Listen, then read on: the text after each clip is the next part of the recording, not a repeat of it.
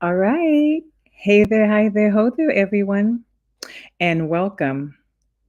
Can you believe it? We are in December, and this is our last mini seminar of the year. We have many that we're planning on. Oh, there's my puppy. We have many that we're planning on for 2024, and this is the last one. My name is Dr. Carolyn Rowley, and I am the founder and executive director here at Cayenne Wellness Center, where we take care of persons with sickle cell disease to live their best life all throughout California. And we do that with the stellar and compassionate community health workers, our MSW interns, and our nurse educator, Pat Corley, and the rest of our staff. So we're thankful for them. We really rely upon them to reach out and touch our community. We do have one more event Wednesday, our webinar Wednesday with Dr. Lori Vick on mental health and suicide prevention, part two. And so we look forward to that. So that's going to be Wednesday, the 20th. So we're inviting you all to register and come on in for that as well. This particular um, mental health mini seminar is sponsored by Pfizer. So thank you, Pfizer, for sponsoring us and allowing us to be able to put this segment on. Thank you. If you guys can join me in thanking them as well. All right. So, mental health, mini seminar on mental health. We've been focusing on the holistic approach based upon Alfred Adler's task, work life task. So, why don't we take a look at that? So, I wanted to focus on this because Alfred Adler is a psychologist that I utilize his theories as my foundation to look at the whole holistic approach when working with clients. And that holistic approach has to do with life tasks. And those life tasks that we've already focused on are work slash school. There's five of them. That's one. Social. So that's family and or friends. Love. I don't know if you guys remember that one. That was really interesting. So love is three. And these last two, which we'll talk about today with our special guest, self acceptance and spirituality. And so, what I like to be able to do is bring on our guest now so we can actually speak about that and have a conversation. All right. Look at our beautiful population. It's so nice to see you all. So, what we want to do is actually, why don't we first do our introductions? Not everybody knows everyone in this space, and so we don't want to assume that.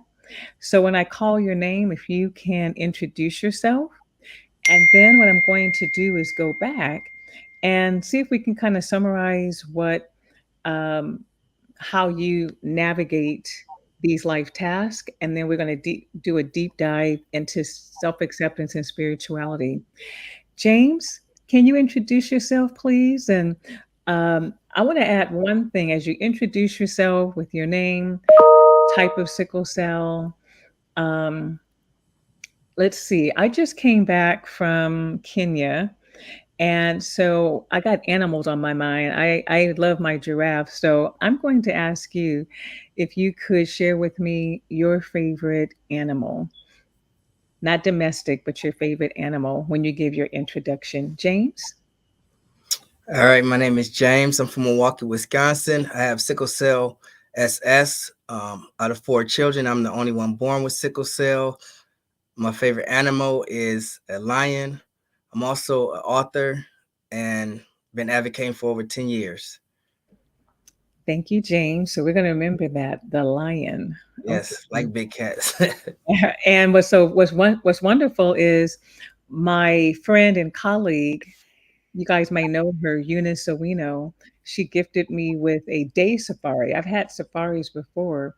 And in that safari, we saw lioness, rhinos, hippos, of course, giraffes, of course, baboons, and a lot more. So I'm going to keep that in mind. Lion. Thanks, James. You're welcome. 10 years in the sickle cell space. Yes. Dima, can you introduce yourself?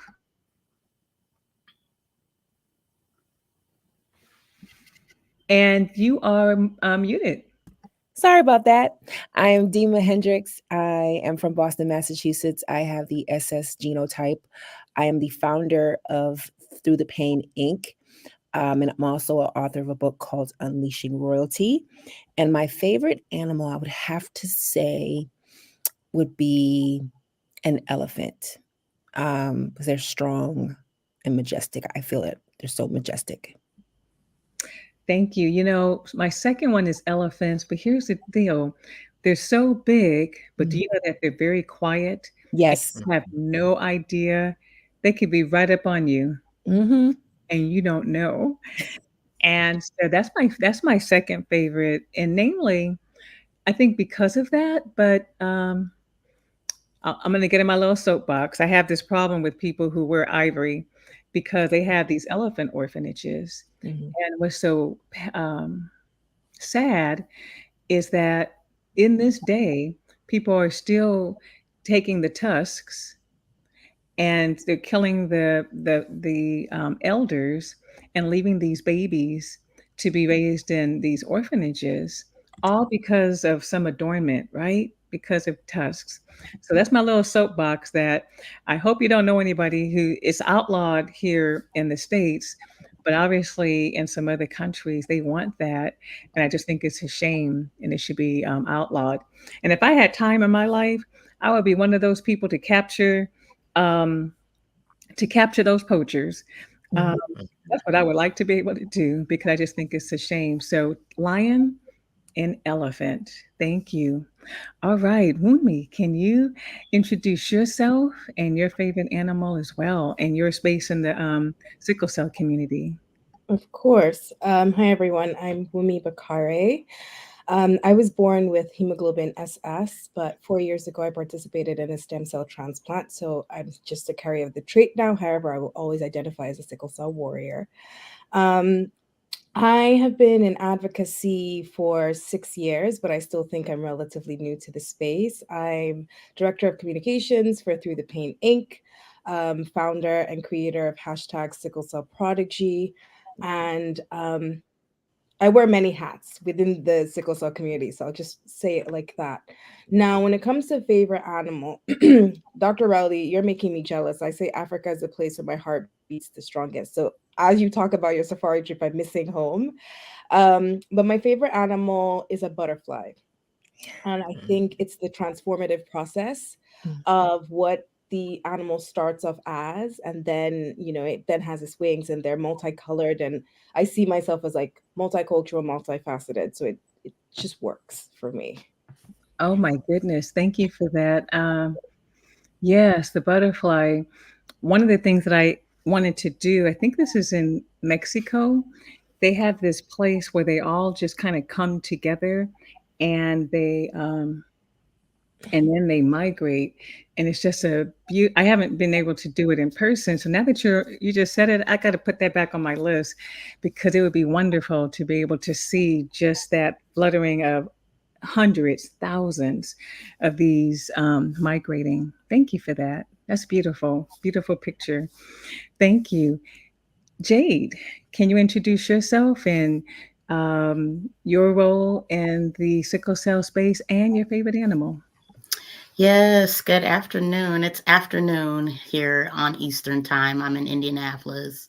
My name is Jade Parker Dinkins, and I was born with hemoglobin SS, sickle cell. I believe I was not diagnosed until I was 18 months old, though. And my advocacy within sickle cell, I think it started before I knew that it did. So I'd like to attribute, I feel like, just sidebar, I feel like people that are often underrepresented and come from historically excluded backgrounds that we don't read the full resume. And I think that it's important that we take all of our experience and add that to us, because it's a part of us. So for me, advocacy started um, as a child. I was partnered here as a client with the Martin Center Sickle Cell Initiative. They're one of the oldest and most loved organizations, community-based organizations that support sickle cell trait and disease families here in Greater Indianapolis, and one of the oldest in the country. And that is where I really began to find my voice for sickle cell, speaking up for myself, acknowledging when I was having pain. We all go through that where we're like, I'm having pain, but do I say anything about it? Like, at what point do I get loud about this? So advocacy started there. I spent a lot of time in the hospital, so much so that I decided I want to work at a hospital as an adult. So I became a registered nurse, and I've been practicing for the last 11 years. Inpatient rehabilitation is my specialty. And even through that, I found that it was not enough to take care of others and to advocate for others. But I really needed to find a way, as I transitioned from pediatric care into adulthood, how to properly advocate for myself. That birthed, unknowingly, I was the first customer of my business now. So I am now the founder of Road Organics LLC, luxury skin and body care company, where we're on a mission to help Black, Indigenous people of color create luxury self-care and skincare regimens. And to do this, I'm formulating our skin and body care so that the products are safe to use with diverse skin types, but especially safe to use with chronic illness. So it is my joy. I have not always had the best self-care practices. I think there's still some things that are in practice and that I'm learning, but it is a joy to be on this holistic journey for others and as well as myself. So thank you for having me. And Butterfly, that's actually one of my favorites. That's one of my skate group name. That's my skate name. I roller skate. That's almost one of the only exercises that I can do, that are low impact with sickle cell. So I enjoy that. And I definitely enjoy elephant. I was going to say that as well. So to be different, I am going to say one of my favorite animals is a duck. I love how, they've got this really great posture up on the upside of the water, but underneath that thing, they're paddling. I feel like that's what it looks like oftentimes to be a sickle cell warrior. We wear it well on the outside. People don't see what's going on underneath the surface for us, but almost every day that we're getting up, we're paddling like crazy to stay afloat. So yeah.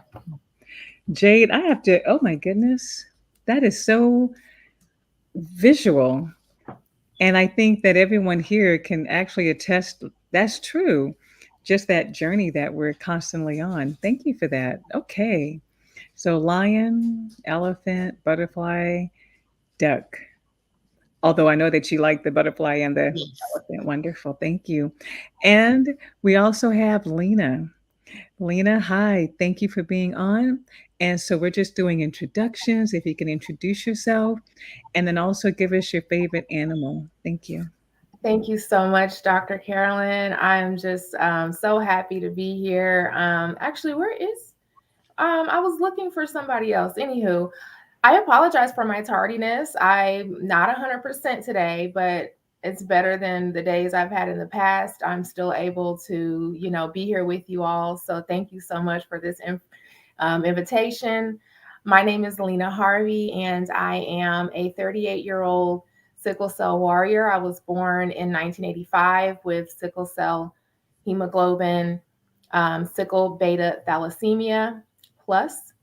And I am a wife and a mom. And my advocacy journey was probably just alongside Jade's. Jade and I are both here in Indianapolis, Indiana. Jade is also my bestie. So you guys might see us alongside, one another here in the spaces. And everyone here has inspired me to be someone that speaks up in the face of adversity, because that's really all we know how to do, living with sickle cell. And so I would say that my journey has taken off over the last 3 or 4 years as I found new treatments that work better for me to get me really out of the bed, out of the sick bed, out of the transfusion room, more often, and able to truly live a better quality of life. And so I certainly am in a lot of spaces, just like Wumi, just like all of you. But you might know me from sickle cell medical advocacy with Dr. Simone. You may know me from, of course, the Martin Center Sickle Cell Initiative, as Jade spoke of here in Indy. And you may know me from just my social media because I pop up everywhere. I do a lot of work with Versity Blood Centers of America. They're all over the Midwest, and they do wonderful work in the blood donation space and tissue donation space. And they love the sickle cell community. And so I am helping to build more foundations, not just here locally, but wherever it is that I go, for sickle cell spaces. I was able to meet quite a few folks that I've known and seen for a long time at the Sickle Cell Disease Association of America conference, which was in Arlington, Virginia. And that was an absolute pleasure meeting, powerhouses, people that have upheld and built the foundation on which, we can all stand today. And so for me, I would say one of my favorite animals, okay, mine is like a mythical creature. Can I say a mythical creature? Yes. I would probably say a phoenix because, man, we go through it. I've been through it. And in this portion of my life, I feel that I have certainly risen from the ashes. And all I have to offer now is beauty and truth and inspiration. And I hope to activate as many people as possible for the greater good of sickle cell disease. And I'm very excited to be here. Just wanted to add that. Well, it looks like we have a great panel of speakers. So we're going to just thank you all for that. Good afternoon. So the award goes to Etta for having been in every space at Yeah. every seminar. And the award does go to Etta, seriously. And so we will be sending her something and she can share because seriously, she's been at every single one. Thank you, Etta. Good afternoon and good morning from where I am. So, we're talking about mental health, and I wanted to focus this year on Alfred Adler's holistic view, his individual psychology, which is based on this holistic view, and we look at life tasks. I'm going to go over those. Today's session, though, we're going to be looking more at diving deeper into self acceptance and spirituality. And I'm so glad that we have a variety of you all on, particularly when we that going through stem cell, because I think that you're going to land even a different lens from where you were and where you are. So Alfred Adler, he was a student of good old boy Sigmund Freud, but he felt that Freud was a little bit out there. And so he veered to do his own thing. It's called individual psychology. You guys probably know about him without knowing that who he was. He developed group psychology. He also was the one who had inferiority superiority complex. He was that one. You may also know about birth order. So that's attributed to Alfred Adler, oldest, middle, younger only. But he also talked about life tasks. So I feel that when all five are working in harmony, that we ultimately have good health, mental health, physical health, emotional health. All it takes is just one for us to not be okay. And we do need to then be mindful of what are we going to do about that. So let's review. So those life tasks, and I know that James has been on from the very beginning. Thank you. Followed by Dima, and then the rest of you all. I'm so glad you are here. The first life task has to do with work slash school. What it means is being industrious, knowing your purpose, and moving forward. Actually, just to let you know, that's also one of the 9 healthy habits of living. So, work slash school. So, whether you're currently working, are you working in something that truly is your passion, something that you were destined to do, and you're living in that? Or if you're in school, are you um, in your major that you want to be in? That's that someone else has just decided that they want you to do that. So we want you to really have that ability to be empowered to be doing what truly you're meant to be doing. That's work slash school. That's the first one. The second one has to do with social. We're social beings. And so it has to do with family as well as friends. So it has to do with relationships. Do you currently have relationships with your family that they understand you? Or do you avoid certain situations or do you avoid them altogether? Same thing with friends. Do you have friends who understand you truly? That they truly understand you, truly can accept you.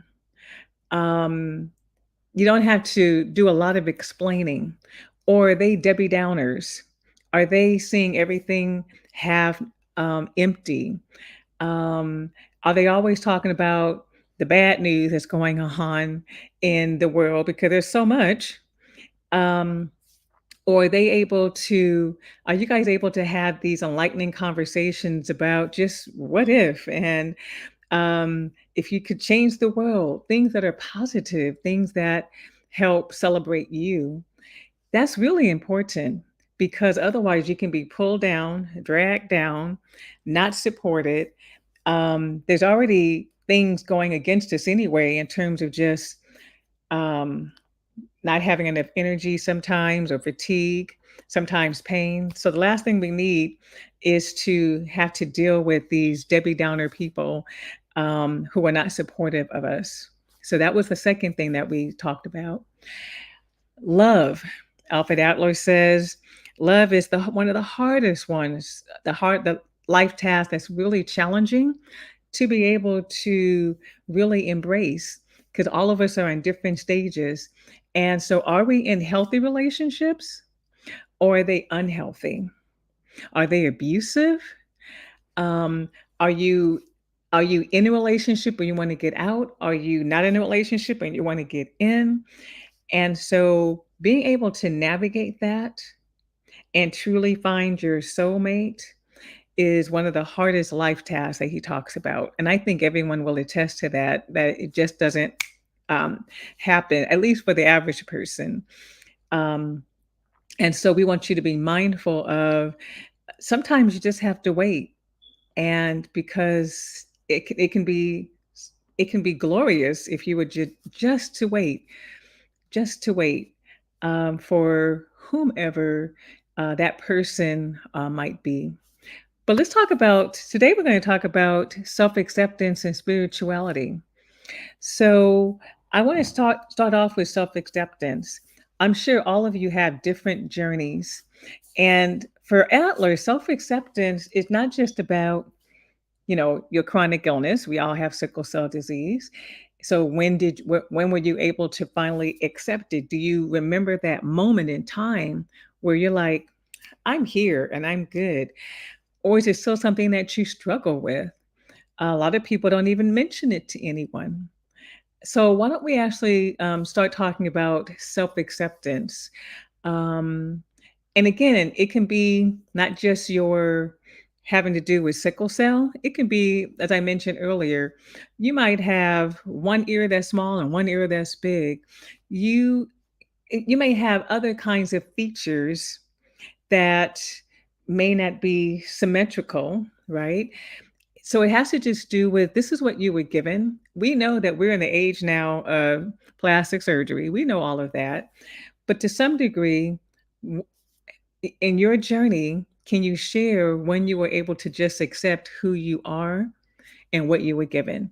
Any one of you guys can start. We're going to stay here for a while before moving on to spirituality. I can start.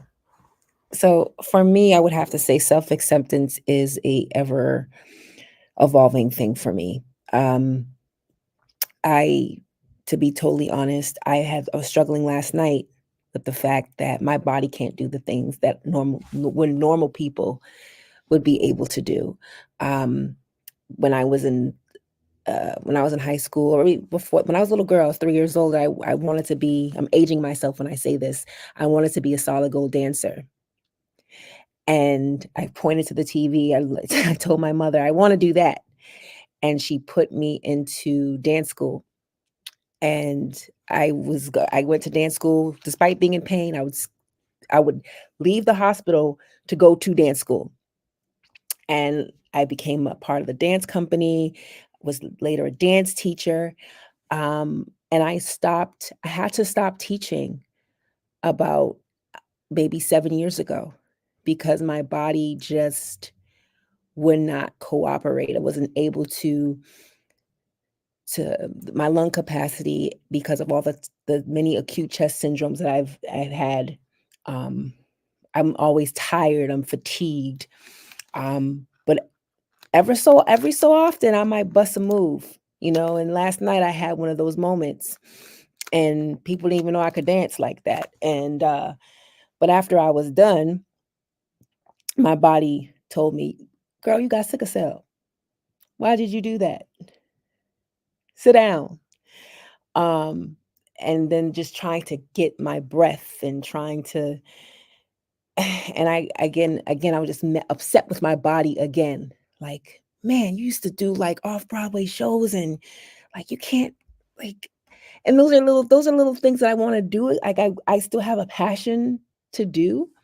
Um, and so it's something I fight with. But then I realize, you know, we're all dealt cards, and it's like for me, I feel like I'm in a poker game. And or how about this is a better analogy because we're all black folks here. Like, you're playing spades and you get nothing but hearts or diamonds. And you have to try to win or get some books. And you only have hearts and diamonds. You can't win. You have to play the cards that you're dealt. Um, or when you're playing poker, and it's like you have to, you don't even have a pair. You have a hand that is just trash, and you have to bluff through it and try to make your way through it. So I just feel like every day I wake up, I'm just trying to deal the hand that I'm dealt and kind of go through it. And sickle cell became this thorn in my side. Um, it robbed me of many things. It robbed me of me dancing and maybe a Broadway career, and all these wonderful things that I wanted to do. Um, but this thorn in my side just became my passion. Um, so that I think that's where I'm still working on it, but that's where I am right now. Thank you for just sharing that you're in this journey, even continuously now. Thank you, Dima. Anyone else? Sure. Oh, James, you want to Uh, go? I'll wait. I'll wait. okay. Yeah, okay.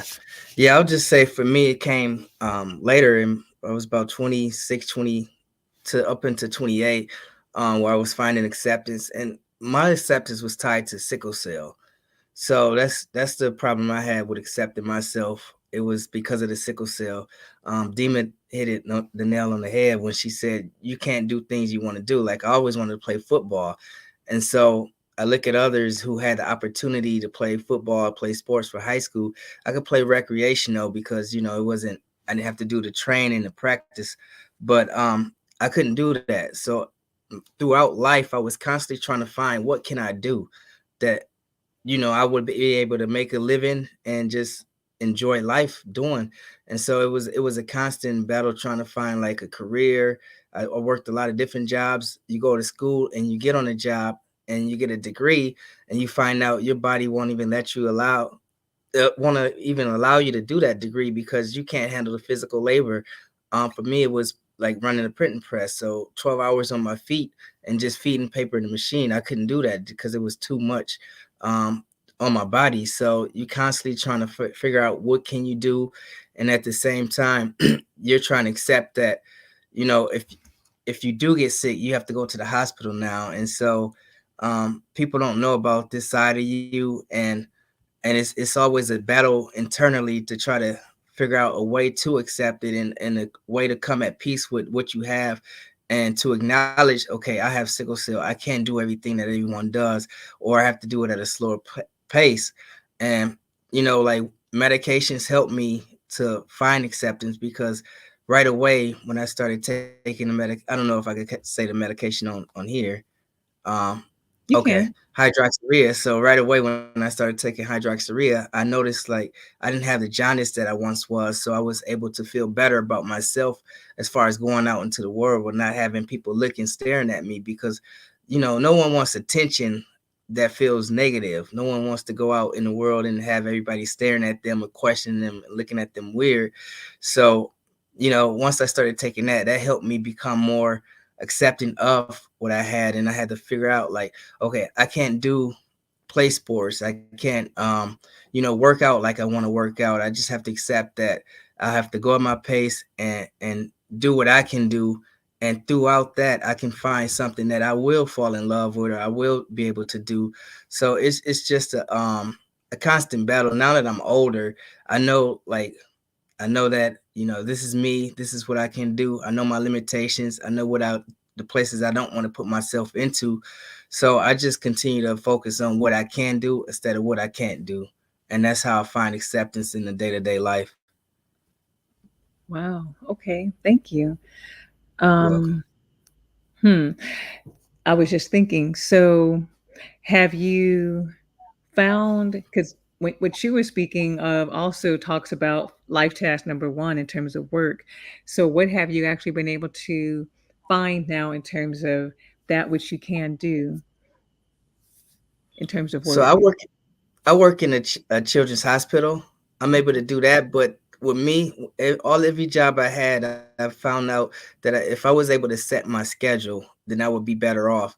And so I work the amount of days I can work, and then if I can't work the next week, or I have to take off a day within the week, then I'm able to do that. So I have a control over my schedule. It's been like that for almost 6 years now, Nice. where I just go and make my schedule throughout the month. So I don't have to worry about being sick at work or calling off because jobs really don't accept when you're not there. They can't grasp it, even though they know you may have sickle cell, or Right.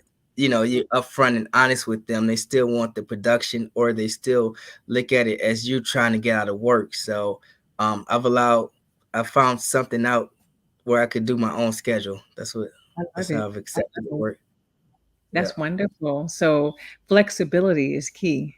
Yes, flexibility. Flexibility is key. Thanks, James. Wow. Anyone else? I'm gonna try my best to keep mine short and sweet, No, but I feel like for me, self-acceptance has never been linear. There's been a lot of peaks and valleys to it. Mine started my struggle with self-acceptance started when I was very young because I have an older brother, and I feel like God favored him over me again. He's 4 years older. He was born as a carrier of the trait. I was born with the disease. He was born in the US. I was born in Nigeria. So I already felt like my life cards, like, and I say this jokingly all the time, like when I'm with him, I'm like, he got all my parents' great genes and I got the leftovers. And I genuinely have felt that way most of my life because I needed the healthcare the most. but I had to grow up in a country with really fractured medical infrastructure. And he that didn't need the healthcare was like, all right, peace. I'm moving to the US. Um, so I always kind of had that like push and pull of why is just God being unfair to me. And I kind of took that as a personal attack on God to me, not fully realizing that it would be my greatest strength, of course, later in life. In college, I was pre med till my junior year. And then I had a really bad acute chest, so I dropped, my grades dropped, and then I was put on academic probation. And if you're an international student, you don't get the luxury of like a warning and then you go see a counselor. It's like, if you can't bring your grades up, then we have to send you back home. So for me, my dream of being in medicine was just yanked. And then I went through a period of who is Wumi outside of pre med. I'm grateful for my mom because in that moment she said, you got the gift of the gab. You can write in your sleep. So delve into journalism. And from there was how I found my love for PR and then graduated with that degree. But the reality is, a lot of the work I do in advocacy is fueled by my understanding of the science behind sickle cell disease. Same thing. I came to the US not to stay here for as long as I've been here. I came on a 2 week summer vacation, was sick from Amsterdam to Seattle, landed in Seattle, was rushed to the ER. And then they're like, your symptoms aren't getting better. Your jaundice is bad. Your urine is the color of Coke, and your kidneys and lungs are on a struggle bus. Fast forward, they find out I have Mycobacterium avium complex, and for those that don't know, it's a infection that's kind of similar to, for people that have HIV, they tend to be the ones that have that infection more, and obviously tends to take their life. But I caught mine by either inhaling or ingesting it in Nigeria. So I didn't actually realize it was going into my system. And they're like, oh, you have six, we're going to put you on 5 antibiotics for 6 months, but we can't guarantee you'll make it because of what your body already suffered. So for me, I was at the height of my career. I was on tour with two artists that are now Afrobeat powerhouses. And I came on a 2 week, my parents were like, just take a vacation before you go on another tour. And that turned into a nightmare of, all right, my life is spiraling, my career is jilted, I am losing clients left, right, and center. My disease has now decided she wants to be the star of the show.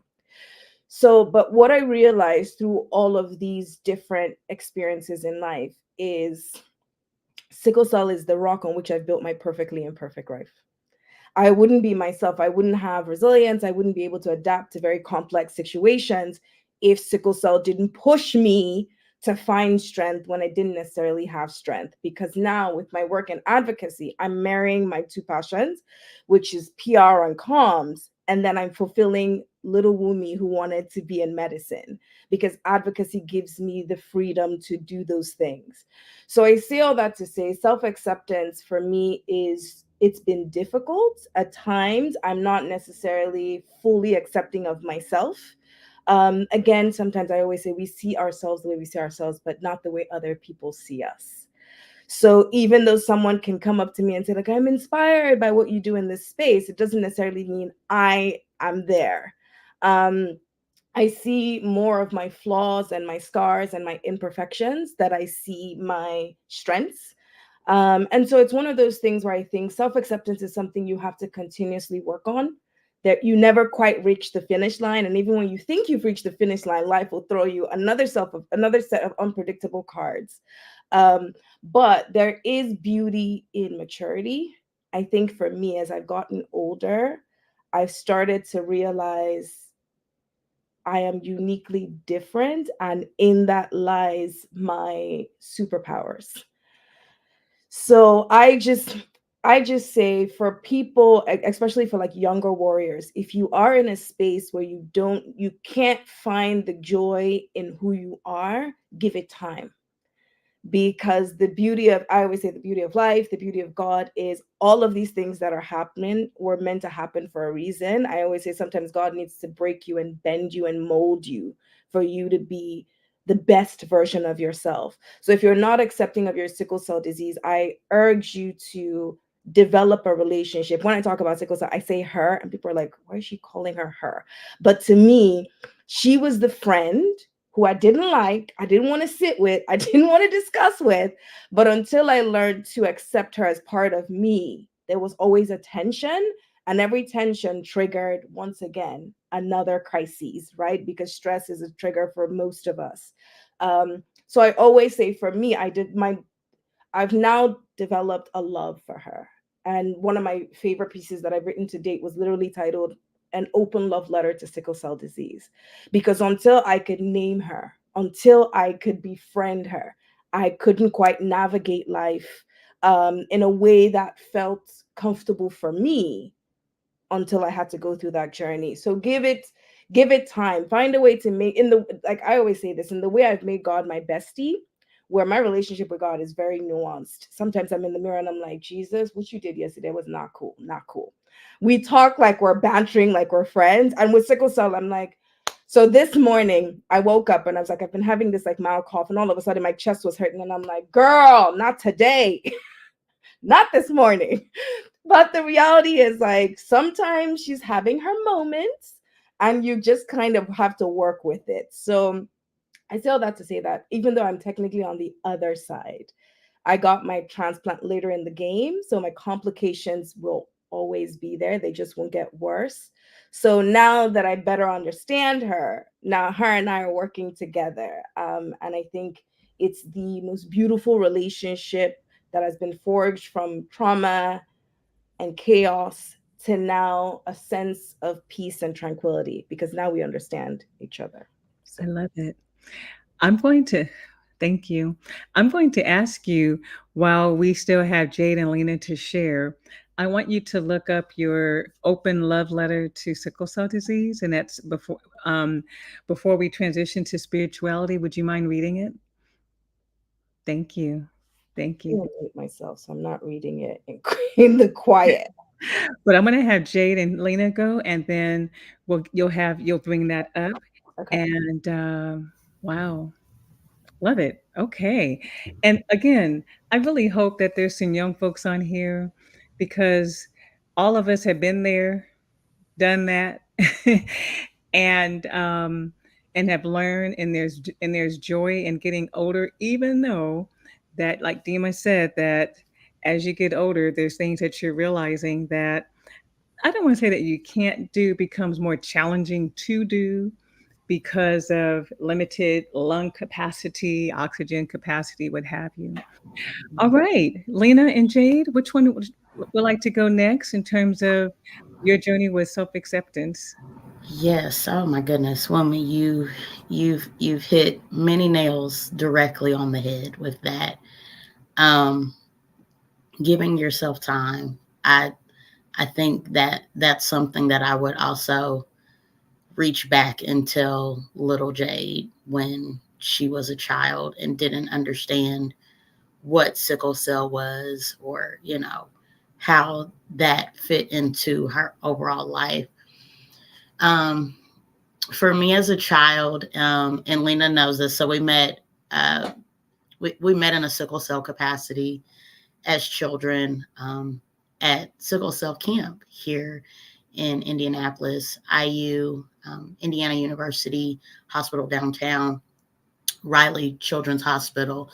They often had a summer camp annually where children could go and experience life outside of, family emergency, and, oh, you can't watch my child because, do you know what to do should sickle cell happen?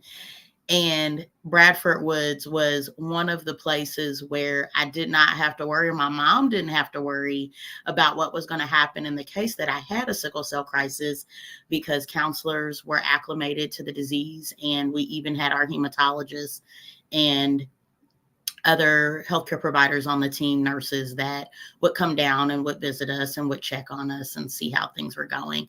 So in that time, my goodness, daredevil real bad. I'm the girl that's jumping in the water, swimming. That's a trigger. I was the girl this big on the biggest horse, doing the horseback riding, rock climbing. Like, if it was an activity, I was rolling up my sleeves on my extra small shirt and I was doing it. With that, also, one of the things that I've realized now as an adult is that I've always seen myself so outgoing on the inside that I did not always accept the fact that my capacity was not going to match my will. And I paid for that so many times as a child. And I began probably around middle school age, I began to feel like sickle cell was a curse. I began to feel like God made a mistake with me. I felt like, why do other children get to do the things that or they have the option to and they don't even want to? I was like, that is crazy. I don't even have the choice and you have the choice. It's like being invited somewhere and you just want the invitation just to say that you were invited, but you don't really want to go. I've never been that person. If I get an invitation to do something, sign me up.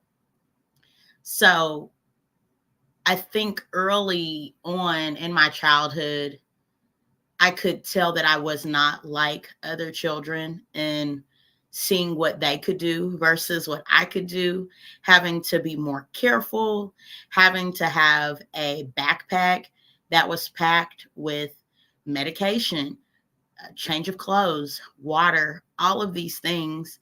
And I felt like it was a burden.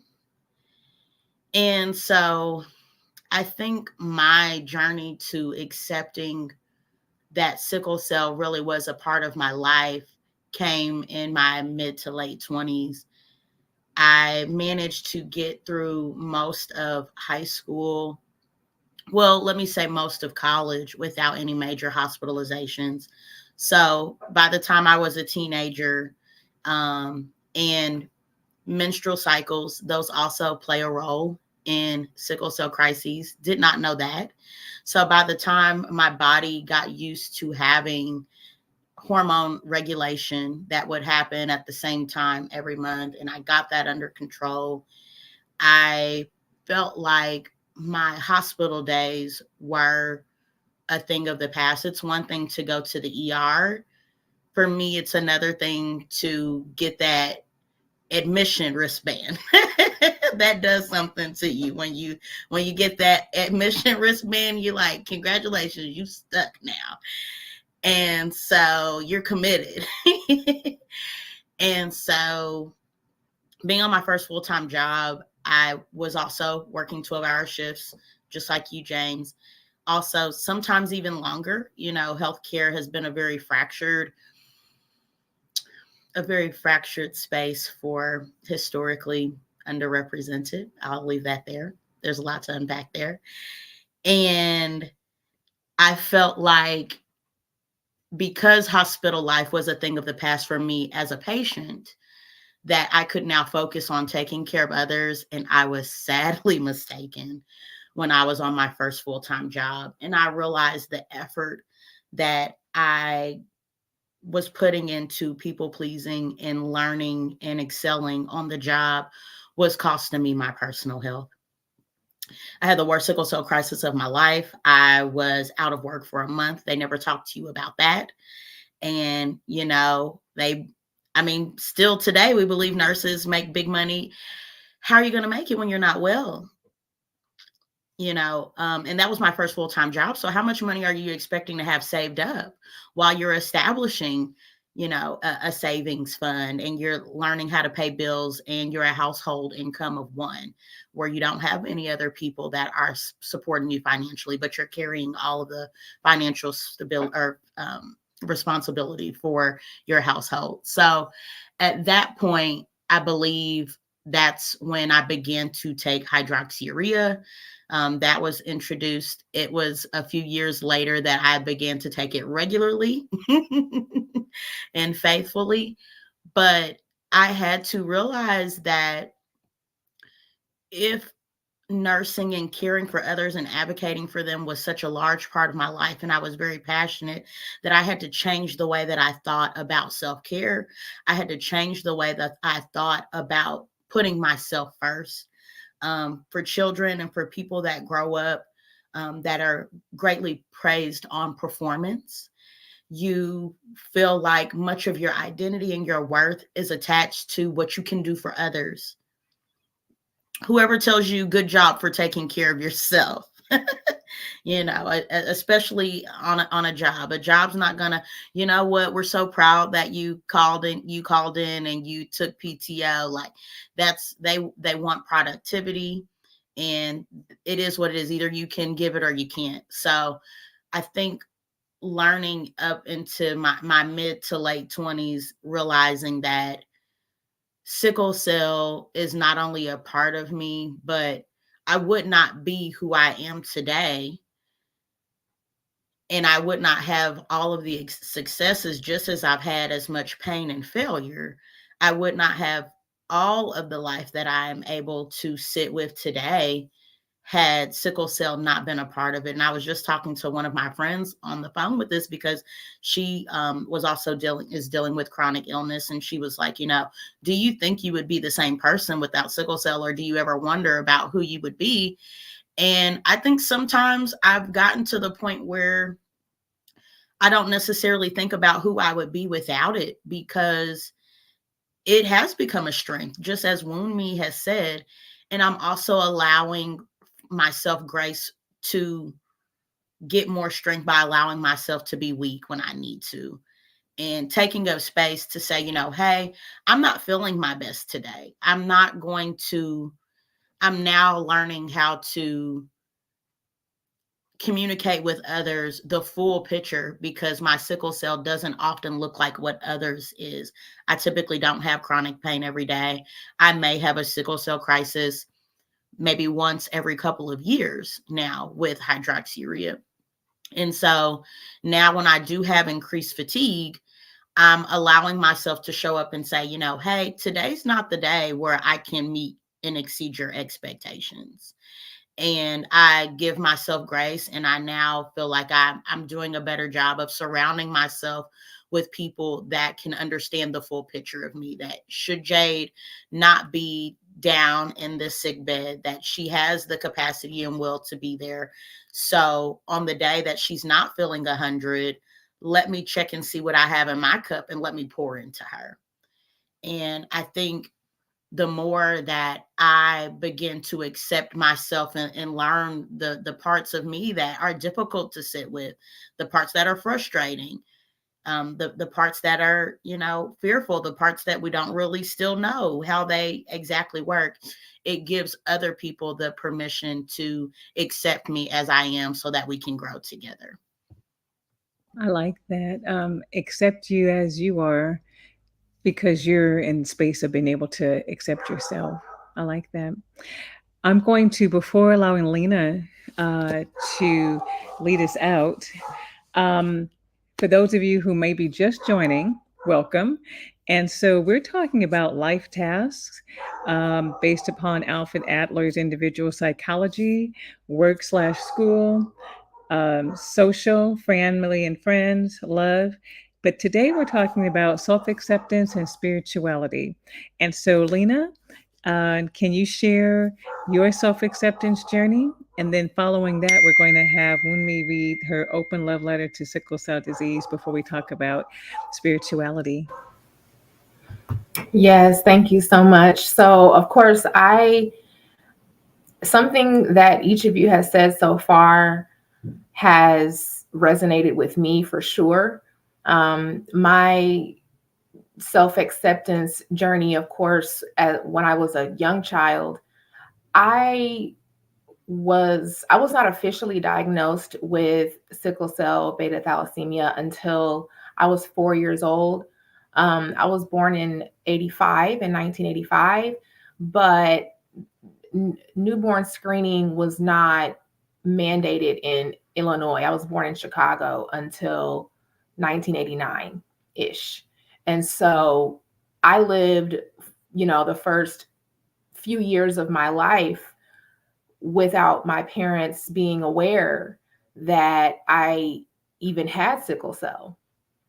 And so, but that did not, uh, I knew as a child, I may not have, had anyone say, hey, did you know you have sickle cell? Did you know you had this, until, it happened. But I could tell that I couldn't do run and play like all my cousins and siblings. They were ripping and running all the time, y'all. Y'all know how we used to get put out the house in the summertime and say, don't come back here until it's time to eat or have a snack, and you better drink that water on the side of the house. Y'all, I was not set up for that lifestyle. I was indoors in the bed, okay? Fatigue kept me down a whole lot, even more so than the pain. And so I guess for a minute, as my family began to speak more openly about my sickle cell diagnosis, it took a lot of people. This is the 80s, okay? It took a lot of family members were in denial. A lot of family members didn't want to talk about it or acknowledge it. People was like, "Oh, you lying, nothing wrong with her." Clearly there was, because my jaundice was there and I had complications. And so, luckily for me, just being so blessed, my father was very instrumental in cementing me as a person just by being face to face up close with me. And I love him for that, because I felt often unseen, overlooked. I am one of the youngest grandchildren of my grandmother. I do have an older brother who's 8 years my senior. And so that's quite a jump, where there's not a whole lot that overlaps once you get past, a few years. And so I grew up as if I were an only child. And I had a sickle cell, best friend who wouldn't leave me alone. And I was very much isolated. I've spent hospitals stays on birthdays, Christmas, important, graduations and things like that. And so I was always set apart from everyone else. And that made me feel extremely isolated. But it was also very, it forced me to get to know myself. And so I became my own best friend real early. It was me and me. It was, hey girl, what we doing today? Okay. This is me talking to myself. And so I feel like on one side of the coin, I've always loved and accepted myself because I'm the only one here. At the end of the day. Yeah. Do y'all know what I mean by that? I'm the only one in here. But it's me and God. And so I would definitely say that my self-acceptance journey and my spiritual journey have been intertwined, because when there is no one else there, it's just you and God. When you're in the hospital, when you're stuck at home in your bed or on your couch under a heated blanket and everybody else is out going, oh, let's get some hot cocoa and run through the snow. And you're just like, y'all trying to get me caught up. You know what I'm saying? So even in the isolation, I felt like I was blessed by it, because I was forced to ask myself, well, who are you then? Even if in this room, who are you in this room? Even if you're alone, who are you when you're alone? And that propelled me to go after life as if sickle cell wasn't a thing until it hit me, right? So as I progressed, of course, I was always very much active in school, very intelligent, can catch on, very quickly, really no problem making friends. Excellent discernment at making friends very early on, because you can look at someone's eyes when you have sickle cell and tell whether or not they are going to stick around. When you say, oh, I can't make that, girl, it's too cold, or no, I'm not doing so good today, I love you, but I need to take care of myself. When they don't get offended by that, then you got you a good one. Okay. But I did have some struggles, of course, during those formative years where you are developing and your mind is starting to become more aware of the world around you. And so, of course, I in high school, there's this thing that happens when you're in, like, sophomore year, you're getting to that point. They're like, all right, pick something. What you gonna do? Where you gonna go? And I'm just like, wait, what? I'm like, hold on. Wait. I'm like trying to press the pause button. I'm like, hold on. I don't know. I don't know what I can do. Like you said, James, what can I do? Because sickle cell gives you a whole list of strikes. Nope, you can't do that. Can't do that. Don't even think about it. And nah, them was my only options for so long until I started thinking, okay, what can I do? And honestly, y'all, I didn't know. I still didn't know. What I did figure out was the next question I asked myself was, well, what do you want to do? What do you want to do, Lena? Because I felt like what I wanted to do probably wasn't going to be an option. Because much like you, it wasn't a solid goal dancer, but I wanted to be a ballerina, baby. I wanted to be up. I didn't care how it made my toes look. I didn't care. I said, put them shoes on me. Let's get me up in here. But that speaks to the natural grace that I have. That's still here, even if I did not become, a Misty Copeland. Okay, I still have grace. All right, amen. But I did enjoy dancing growing up, and I found my dancing outlet by dancing in church. Okay, don't hit me with them flags or the tambourine, because I will show you a little something, but I'm gonna be real tired. I'm gonna be real tired after. But there were times absolutely where I would just run towards my dream no matter what. And sickle cell would still be that brick wall that I would run smack dab into. So much so that they kept saying, well, you got to pick something because you're going to be out of here in 2 years. What is it going to be? And I was very interested in a new program that they'd had at my high school where I got to, work in the kitchen in hospitality and learning how to cook and, how to use a commercial kitchen. And so I found that to be a very intriguing space for me. I was very interested in it. And so I did dive right into that. By the time I graduated high school, I'd already had a nice chunk of college credits that I was taking with me to culinary art school in Louisville, Kentucky. So this was me leaving home away from my mom for the first time and being determined to do so simply for an 18-month program, because I knew the way that my body was then. I was not on hydroxyurea yet at this time. I knew I could not withstand a 4-year university on a big campus where you got to walk everywhere and be in the elements. Child, no, that wasn't it. That was not it for me. And so I went towards this 18-month program thinking, okay, I can get my certifications, get my degree. I can come back home and I can find a job anywhere, right, in the city, and I can work that. Y'all, being a chef is, if you don't want to sweat, if you ain't trying to lift heavy stuff and have it, and be tired, don't even think about it. When they say you cannot stand the heat, get out the kitchen, that's literal. That was literal for me, okay? Because it is extremely hot. It is very hard work.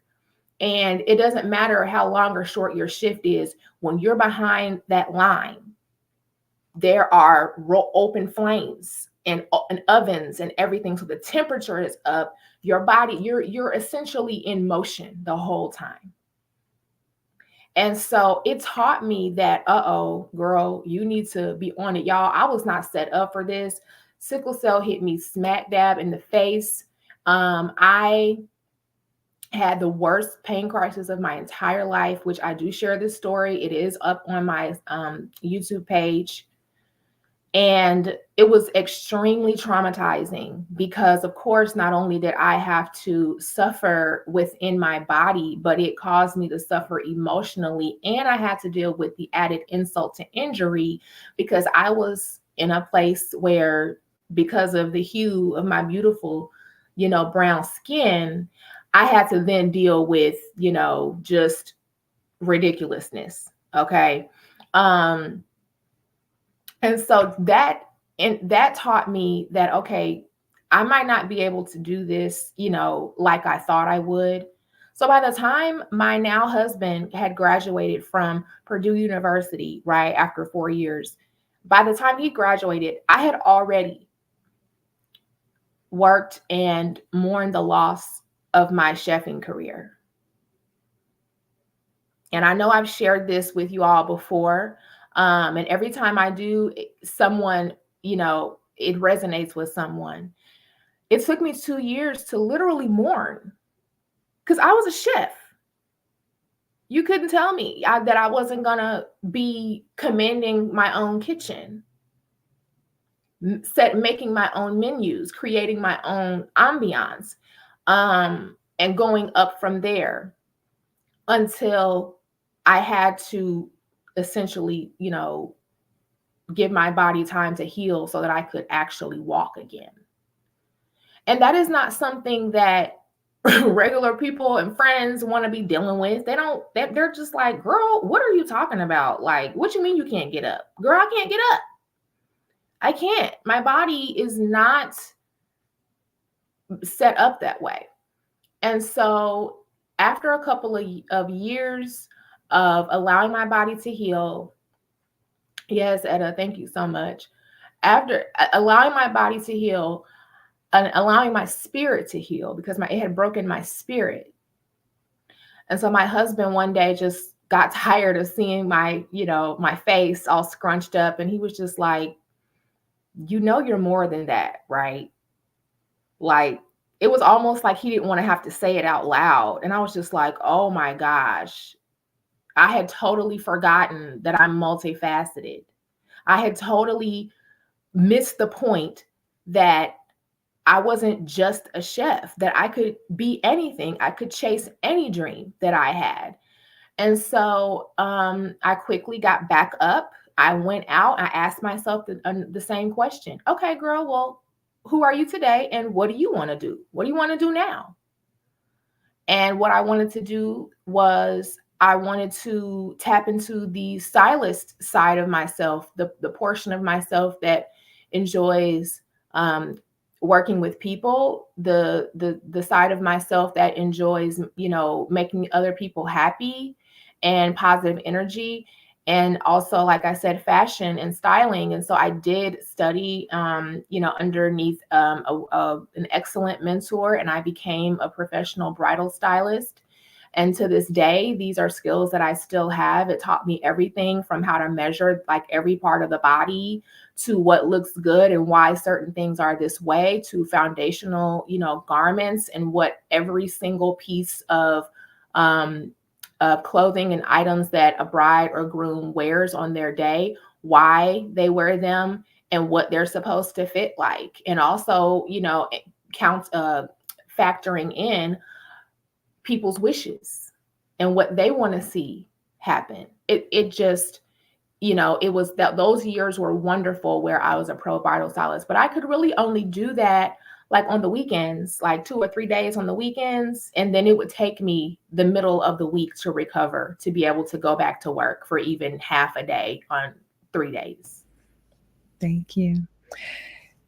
Wow. Everyone is enjoying the story. And I think what I'm hearing is that for everyone, it's a journey. You don't just get there and that's just it. But that it's a journey because life can change on a dime and you're having to readjust. And so I appreciate that you all have shared just how you do that. I'm sure it resonates with others. So we are before we transition to spirituality. I would like to have I would like for you to read the open love letter to sickle cell disease, if you don't mind. Thank you. Sure, happy to. So here we go. Dear Sickle Cell, our relationship started 30 years ago. I never thought I'd learn to like or love you, but here we are.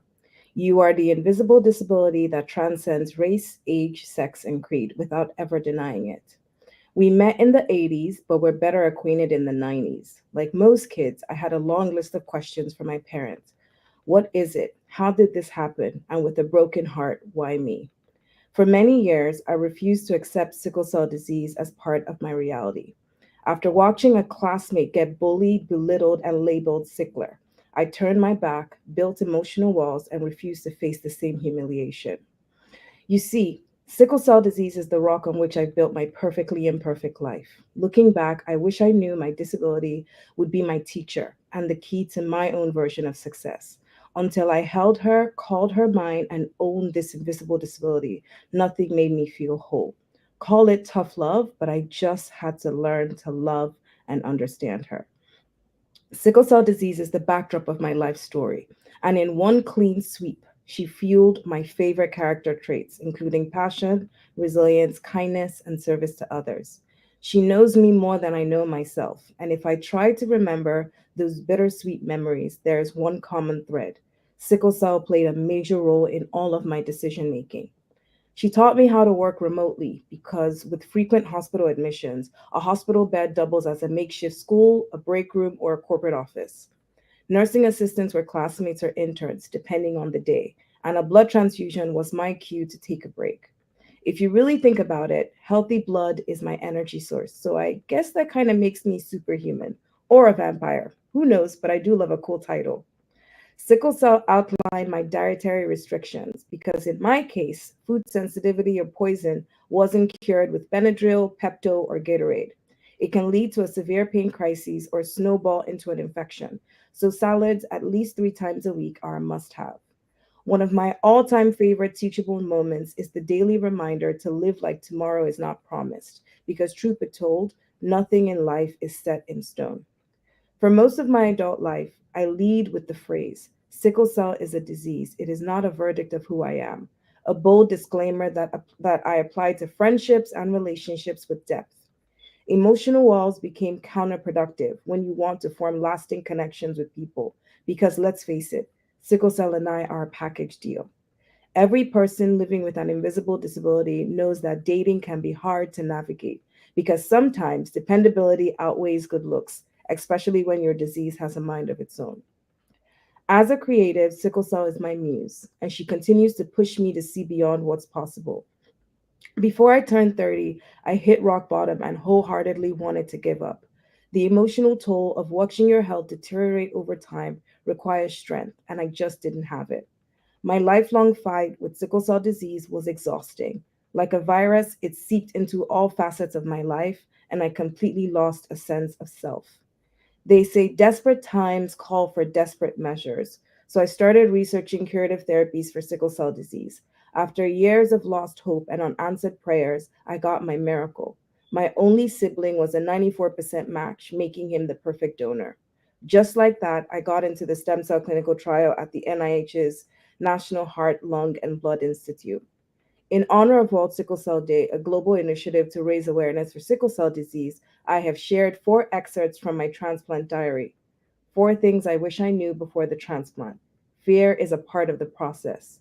My number one concern pre transplant was dying before I ever got a chance to dream.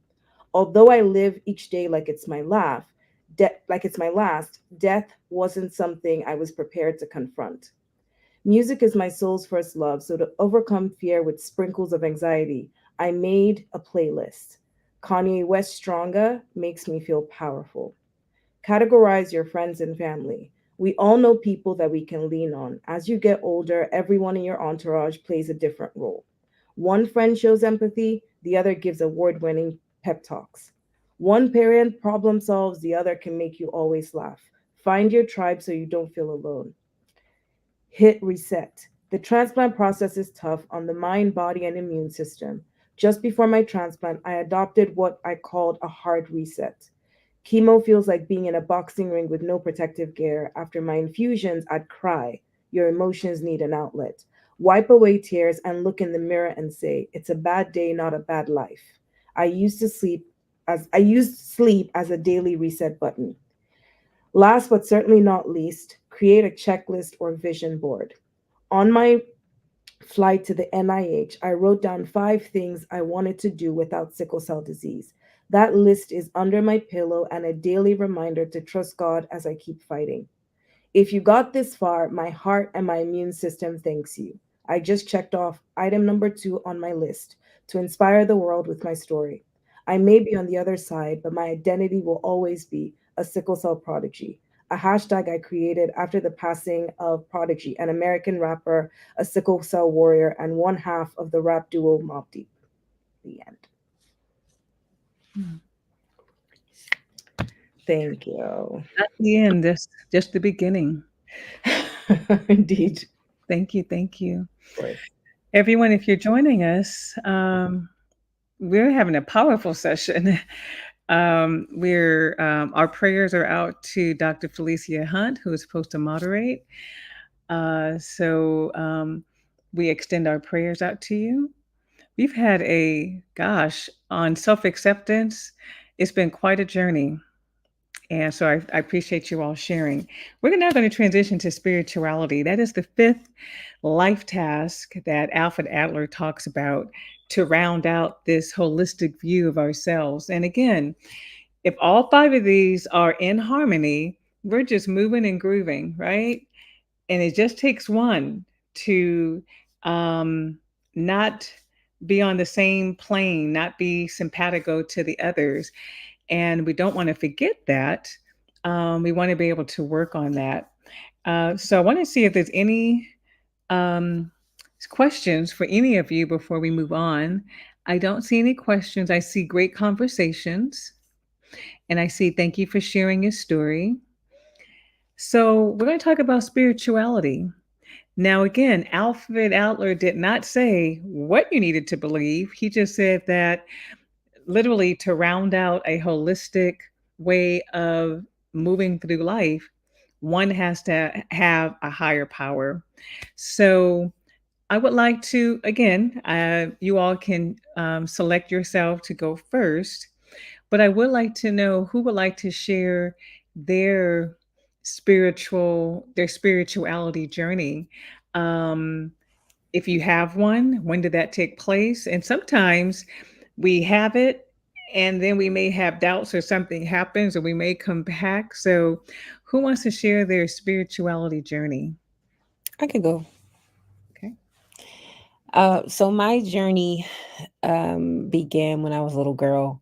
I always knew there was something there, but my mom was Catholic, and during one of the church services, they had something called the Stations of the Cross. For those of you familiar with Catholicism, Yes. um, and this was way before the movie The Passion of the Christ came out, and so they would do these little vignettes in the church and and act out what would happen on the road to Damascus before Jesus was crucified.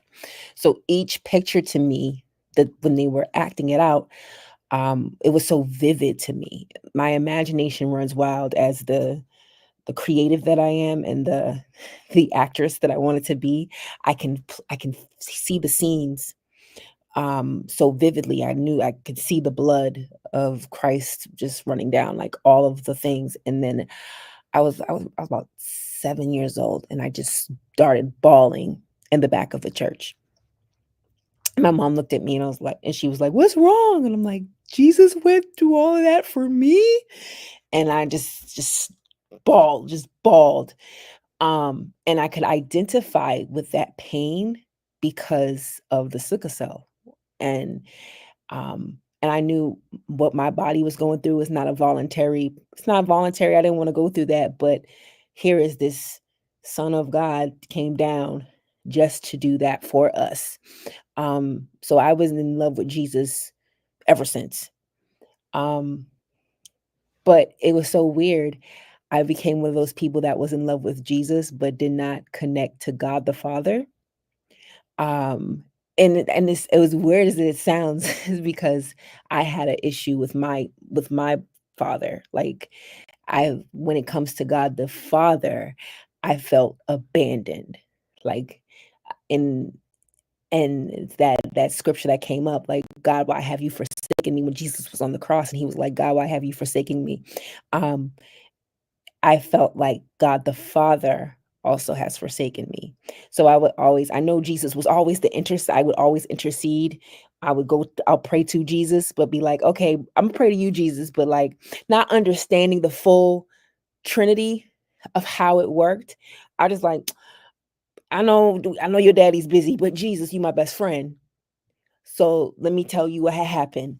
And so even to this day, I still have I still try to fight through it, but and knowing holistically it's God the Father, Son, Holy Spirit, um, I still talk out loud in my prayers and I still my journey still consists of praying and still consists of loving on God. There was a big moment though when I was really angry, and it wasn't really because of my sickle cell. It was because it was like compounded trauma.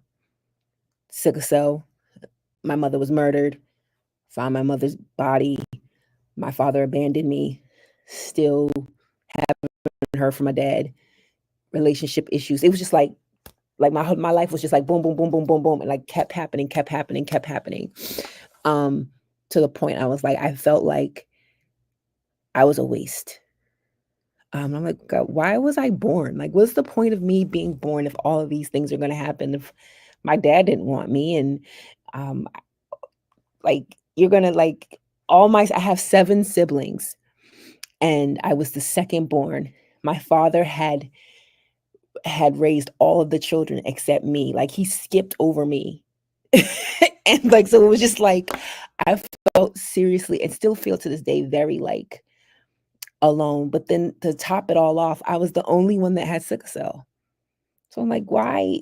Like, what is happening? Like, why am I going through this? And so to be right now, um, I'm being to make it shorter, to make this really short and sweet. Right now, I feel like God is waking me up early in the morning, and it feels like He's sweetly. It's a sweet, like gentle rise, and he's whispering nothing but goodness over my ears and telling me that he loves me. And I'm able every morning I get up, and it's as as people say, it's an ungodly hour, but I wake up at like 4 in the morning and pray and read my word, and it's the thing that gets me through the day, because I truly believe God is the one that adds the super to my natural, because the little bit of natural that I have is, I feel like it's trash. But when anytime God adds to it, it becomes something absolutely beautiful. Because little just me by myself is someone that has brain fog, always in pain, clumsy, socially awkward, like awkward black girl is like not Issa. I was the original awkward black girl before Issa Rae. Okay, I felt so awkward, so out of place, but with God, I feel at home. Um, Even to the point right now, I'm actually in my church right now doing this, and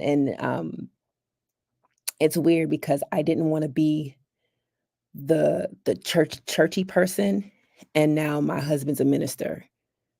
Pray for me, y'all. Um, and he acting like he want to be a pastor, and I don't want no parts of that. But that's another story for another day. Help me. Pray for me, y'all.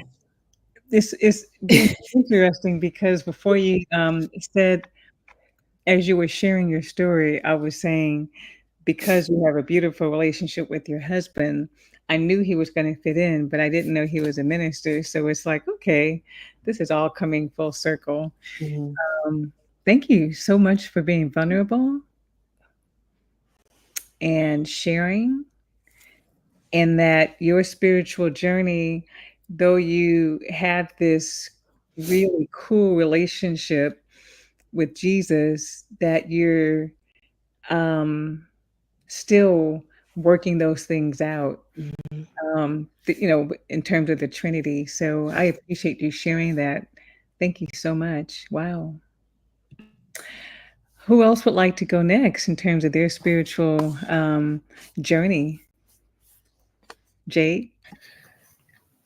Thank you for your not only vulnerability but your transparency, Dima. I think that that was an excellent place to start as far as what we're looking at with spirituality and what that means to us, not only in dealing with chronic illness, but being Black and being brown and having experiences where we've been oppressed through life in different communities and through also experiences that we've had in life as well.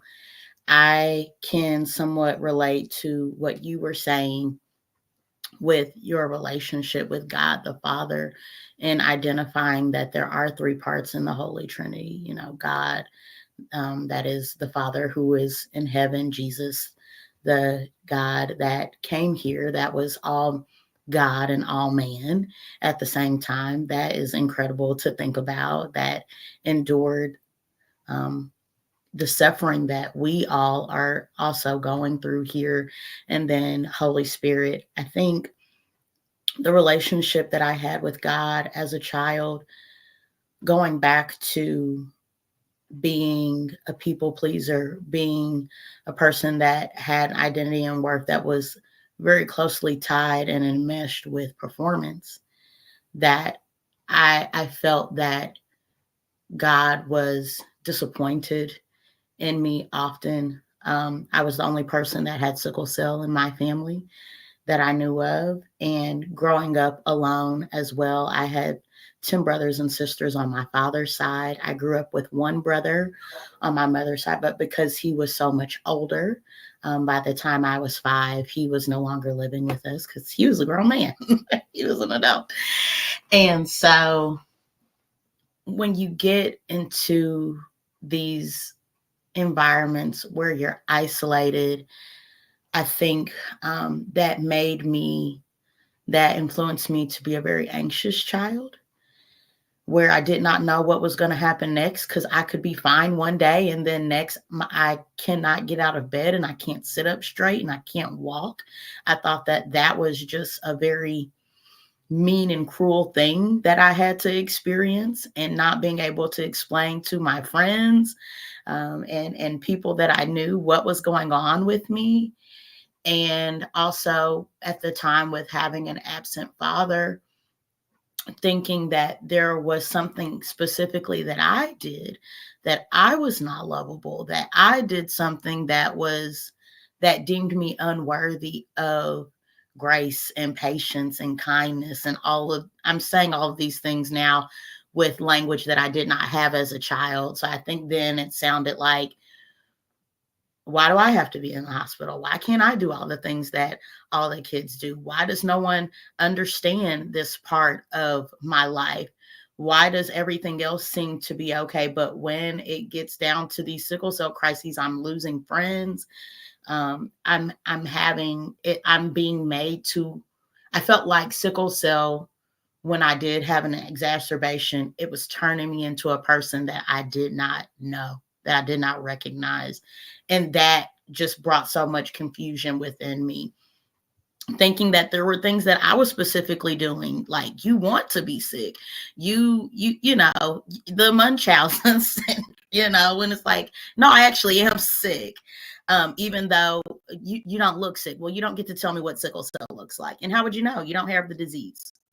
So, but I think one of the things that I often dealt with in being an anxious child that did not understand what my relationship with God would look like because of his nature and not necessarily anything that I would do, I would get a lot of intrusive thoughts A lot of intrusive thoughts that I was going to die early, that this was my fault, that I wasn't loved, that I was a mistake, that every crisis that I was hospitalized with, that would be my last one. And so one of the things that I really had to learn with spirituality, it's more about relationship than religion for me, and exploring, especially as an adult, what it looks like for me to be in relationship with God, someone that's not going to leave me, that is not like people, and really having to take the lens off. And I still ask myself this question as well. I'm like, are you expecting God to be like people? Or are you going to allow God to be God? Because he's not like us. He's not like us. Even though we were made in his image, he's not like us. His ways are higher than ours, and so are his thoughts. And so one of the things that I really had to learn to incorporate with my spirituality, I just pulled a scripture from 2 Corinthians 10. We destroy every proud obstacle that keeps people from knowing God. We capture their rebellious thoughts and teach them to obey Christ. So I think this specifically ties into within the Holy Trinity of incorporating Holy Spirit. I had to learn how to work my muscles in being in relationship with Holy Spirit, because I did not have a loving relationship that I understood with Heavenly Father. Because if my natural father does me this way, this is also what I can experience from you. So I think early incorporation of Holy Spirit, where when I was having intrusive thoughts, I've got to strike that thing down and say, okay, God, what do you say about me? You say I'm fearfully and wonderfully made. You say that you've given me purpose. You say that you knew me before I was even in my mother's womb. So because of the fact that you know me, I'm now learning that with anxiety, when I come across a situation where I don't know what to expect of myself, where I don't know how I'm going to get out of it or get through it, I have to sit back and I tell myself, God, you saw this coming before I did. Daddy, you saw this before. This doesn't catch you off guard. And you're not a father that you just like, oh, well, I didn't see that happening. And she's just got to figure that out on her own. And so really loosening up the reins with how much control I have felt I've needed to have in my life. So I think really the incorporation of Holy Spirit in those quiet moments, I think sometimes, a lot of times, sickle cell has shaped my relationship with God, because we get so busy doing everything else. And when things are great, you don't need to talk to him about nothing. I got what I need. Good. Life's great. Life's good. But when you get that thorn in your side that's really poking you, you start to, in those quiet moments, I think that is where I've learned to come into relationship with God. And that's where I've learned to hear the voice of Holy Spirit as clearly. So now, even when I do feel well, where I don't have sickle cell crisis, or I don't feel like there's anything in particular going on, I feel like that's one of the easiest ways that I feel that pull. Like, okay, we've not talked in a while. You've not prayed about certain things. Things have been good. Let's go ahead and come back into relationship. Is when I have those quiet moments where I can think without the intrusive thoughts, without people telling me and projecting. We love to sidebar. We love to project onto people's lives and tell them what they can and can't do. I think that's a lot of where my intrusive thoughts have come from. Growing up and being told, oh, well, you can't do. And I said, well, I'm getting a longer list of what I can't do over what I can do. And now I'm starting to feel trapped. So I think really incorporating Holy Spirit has allowed for me to be able to look and see, okay, how do I have a connection with Jesus, and really seeing Jesus as the final piece to, like, okay, I'm not in heaven with God yet. And yes, I have Holy Spirit, but how am I supposed to be modeling my life while I'm here? And that's where I use Jesus as like the big brother to say, okay, well, how did you get through when you were suffering? How did you get through when you weren't feeling well? How did you get through when your disciples, when your closest brothers were forsaking you? You know, what did you do when they were doubting you? What did you do when it became too much to experience the things that you had to go through? Thank you. I think I think the audience probably can resonate with intrusive thoughts. I think that happens to people with chronic illness, without, and it's nice that I like how you said, because of your relationship, what did you do? What did you do? And I think to not allow those intrusive thoughts to sink down and kind of like take up residence. But I think because if you can immediately know that that's happening and say, "What did you do? What did you do?" Hopefully that will not allow it to penetrate and you can kind of keep on keeping on. Thank you. Well stated. Wow, we have, hey, Raquel, good afternoon. So we still have three of you. Who wants to go next to talk about their spiritual journey? I can go. Oh, I'm gonna try as much as possible to deviate a little, but I feel like it still centers around what Dima and Jade shared. So for me, being Nigerian, sickle cell is you. The minute you recognize you have sickle cell and people know, you can start to feel becoming a pariah and ostracized. Even though we have a high sickle cell population, it's just something that you don't share. I've put in job applications where I never stated that. My parents always raised me to never share. Some of my aunties and uncles didn't know I had sickle cell till my transplant, and that was because I was fundraising. So it wasn't by like someone actually saying Wumi has sickle cell disease. So there's a lot of shame and stigma attached to my sickle cell diagnosis. And then to top that, my dad has lost two siblings to sickle cell disease, but my parents weren't there for me in the way I would have wanted them to be there for me. My parents never advocated on my behalf. A lot of times, my pain was questioned. Healthcare workers in Nigeria, we don't believe in like opiates, so we don't use morphine, dilaudid, none of those. We use a medication that's been banned from the UK and the US for well over 2 decades. That's what's still used to treat pain back home. So from when you're young is when doctors already start informing your parents that these pain medications are habit forming. And so what they do is they give it to you every 8 hours. So imagine someone giving you Tylenol for a full 10 out of 10 sickle cell vaso-occlusive crises, and then telling you you don't deserve another dose of Tylenol for 8 hours. So it's just excruciating. So for most of my life, because my parents weren't there to advocate, I had to self-agent. I thank God that my personality is one where I'm extroverted, so I'm able to be like, oh, not oh hell no, but a courteous way and a kind way to say, please, my sister, look, like I would tell the nurse literally, like, look at me like I'm your daughter, look at me like I'm your niece. I'm in pain. Okay, can you boil some water just so I can put some like a hot cloth on my or something? So because of that, I think I held a lot of resentment for my parents because I looked at my dad as the one that you've lost siblings. So in this space, you should be the one to say, wait, here's what we're not going to do. But they never did that.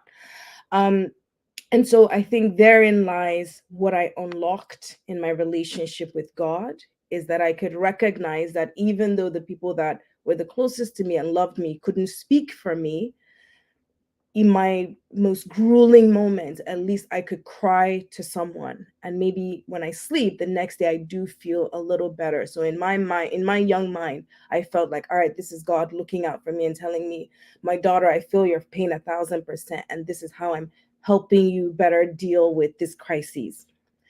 So my relationship with God has been very interesting because like Dima shared, I was born and raised Catholic, and Catholicism is very like sacred. There's a lot of hymns, there is a lot of praise worship. It's a doctrine. We follow things by the T. And with that, it doesn't really give you the flexibility to forge your own unique relationship with God. So I had to create a relationship with God that felt authentic to me, which is, I guess, the difference between religion and spirituality, like Jade mentioned. So I really had to do that for myself. And I think all of the time of navigating sickle cell disease, what I've come to realize now that I'm more mature and I'm older with life experience is that God used my most grueling and challenging moments with sickle cell to pull me back to Him.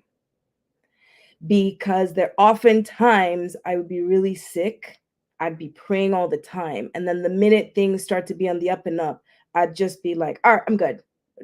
I would go to church because my parents were very like strict on that, but I wouldn't really be present with church. It was more the ceremony of this is an obligation for them, therefore it's an obligation for me because I live under their roof.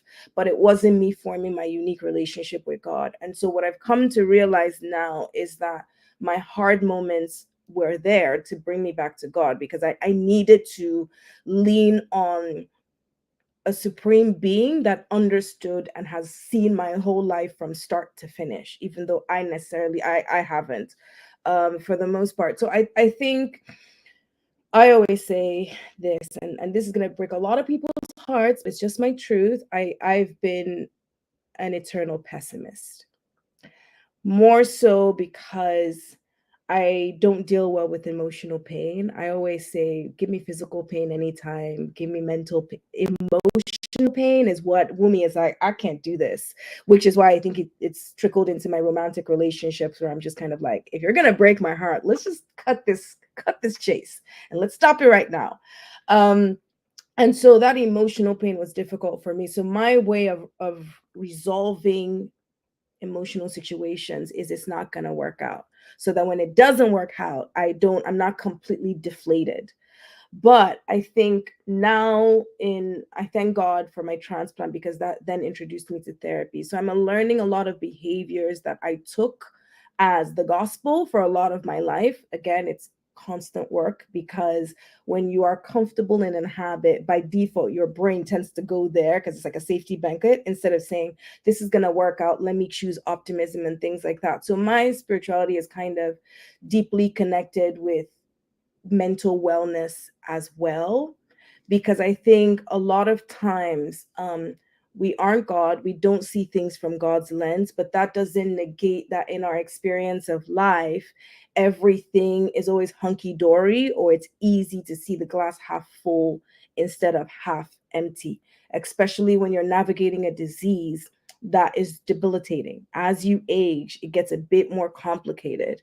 And I think it goes back to, for most of us, is as your disease is getting more complicated, you need something as an anchor for you, because you will continue to be thrown into realms that you didn't quite foresee and you can't predict. But that anchor kind of gives you something to land on, where there's a little bit of cushion.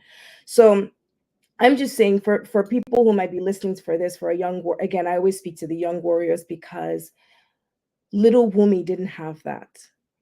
In the sickle cell community, there is a love and an admiration.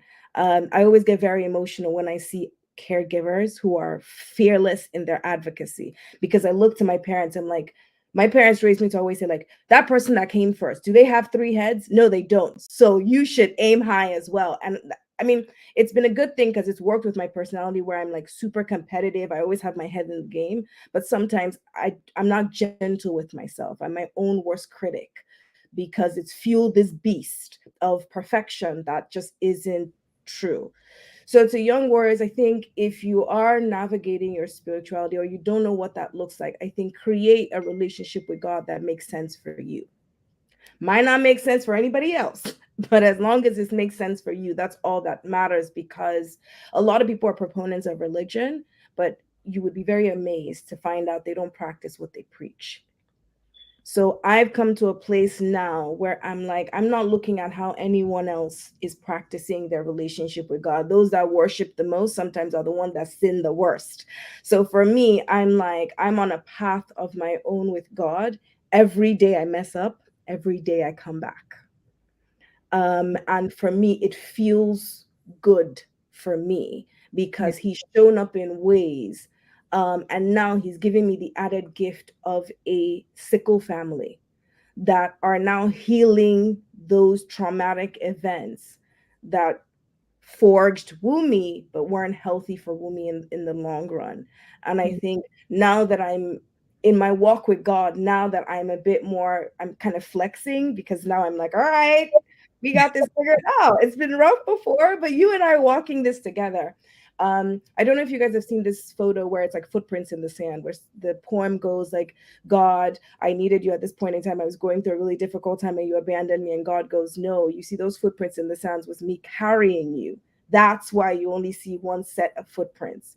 And so that lives with me every day, where now I'm like, even though this situation or this season feels tumultuous, Lord, I trust that you are doing things behind the scenes that I can't see. But I also I'm willing to relinquish control to say, carry me out of this in only a way that you can. So Wow. Thank you. So I think we all appreciate your journey because I read where in terms of it is spirituality is about relationship. I think all of us would agree. In Mhm. terms of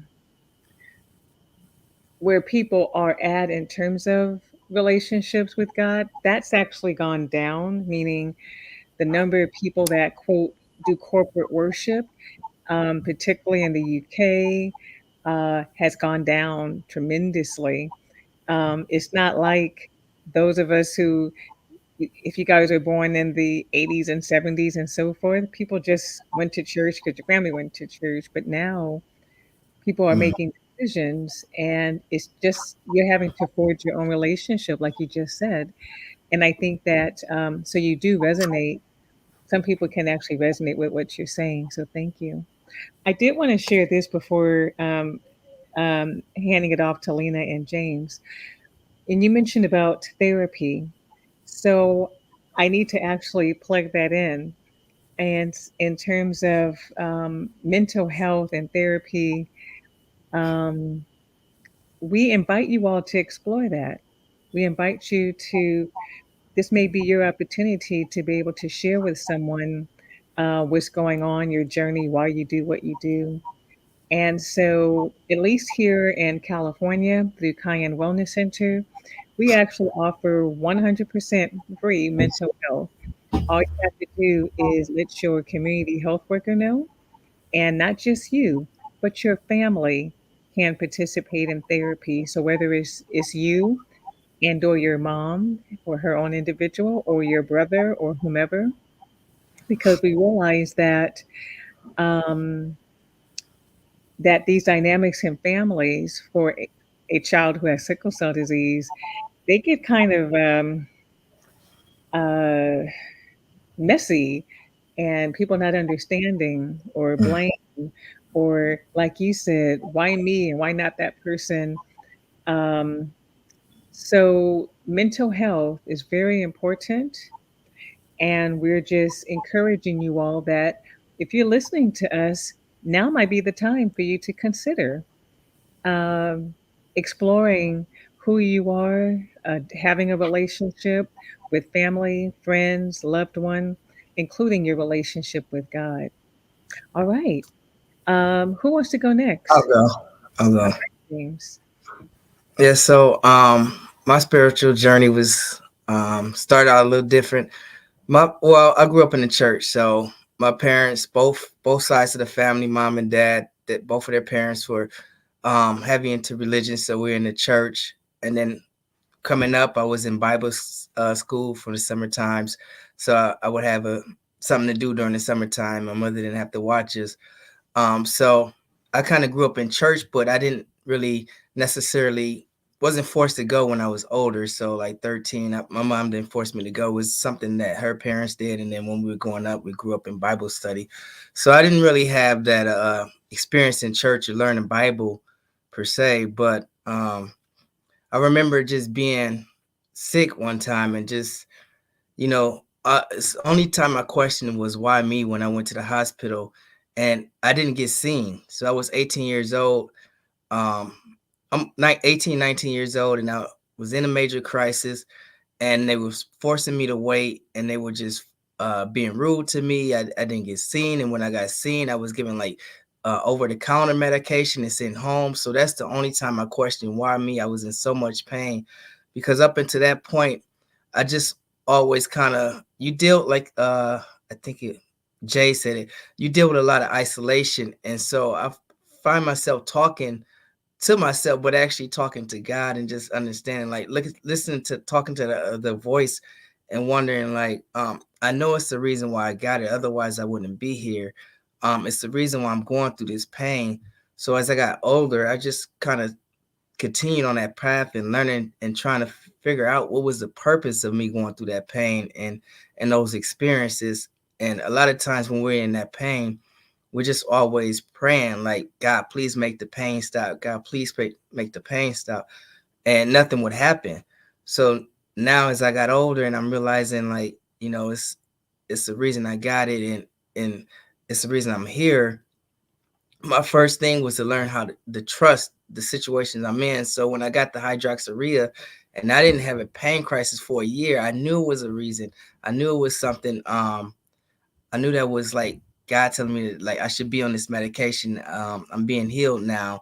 And so I just kind of learned this instead of praying for things and asking from God. I just kind of thank God, like, thank you for another day that I'm healthy, and kind of learn to ask and to give thanks, not ask, but to give thanks for good days when I'm not in pain, and just learn.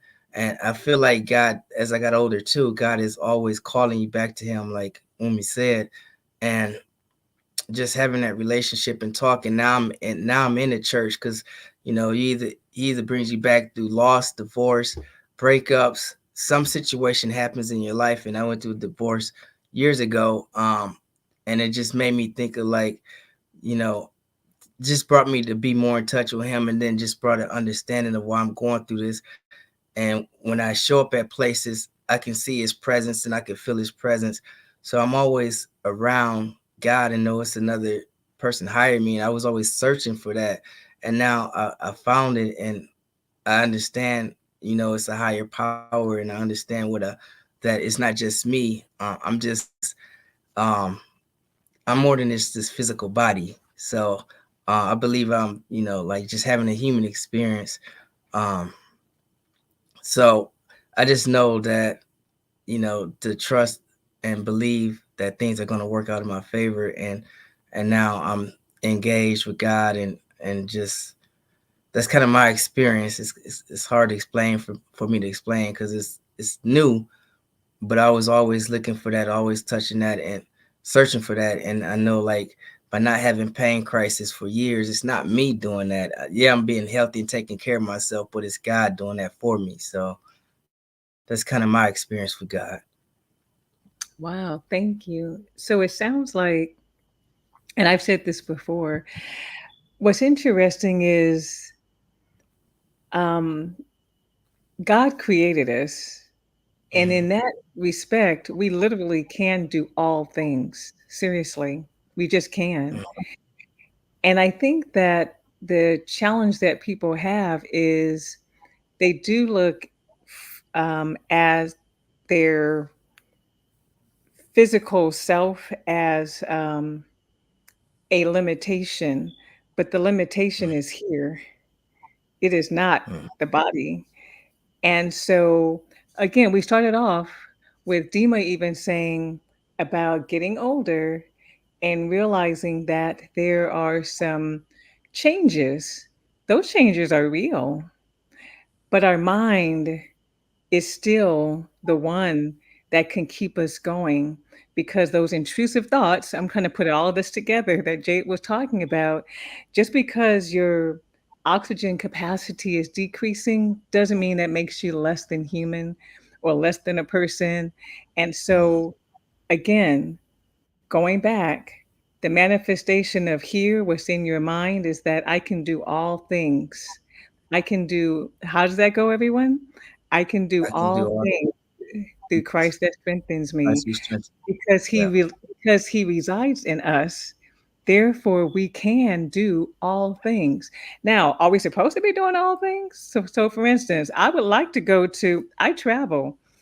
I would like to go to Machu Picchu, but that's 14,000 square feet. How would I do that? I have to be like in a oxygen bubble to be able to do that. So, although we can, I think that we still have to be realistic. Where is it? What is that we're supposed to be doing today?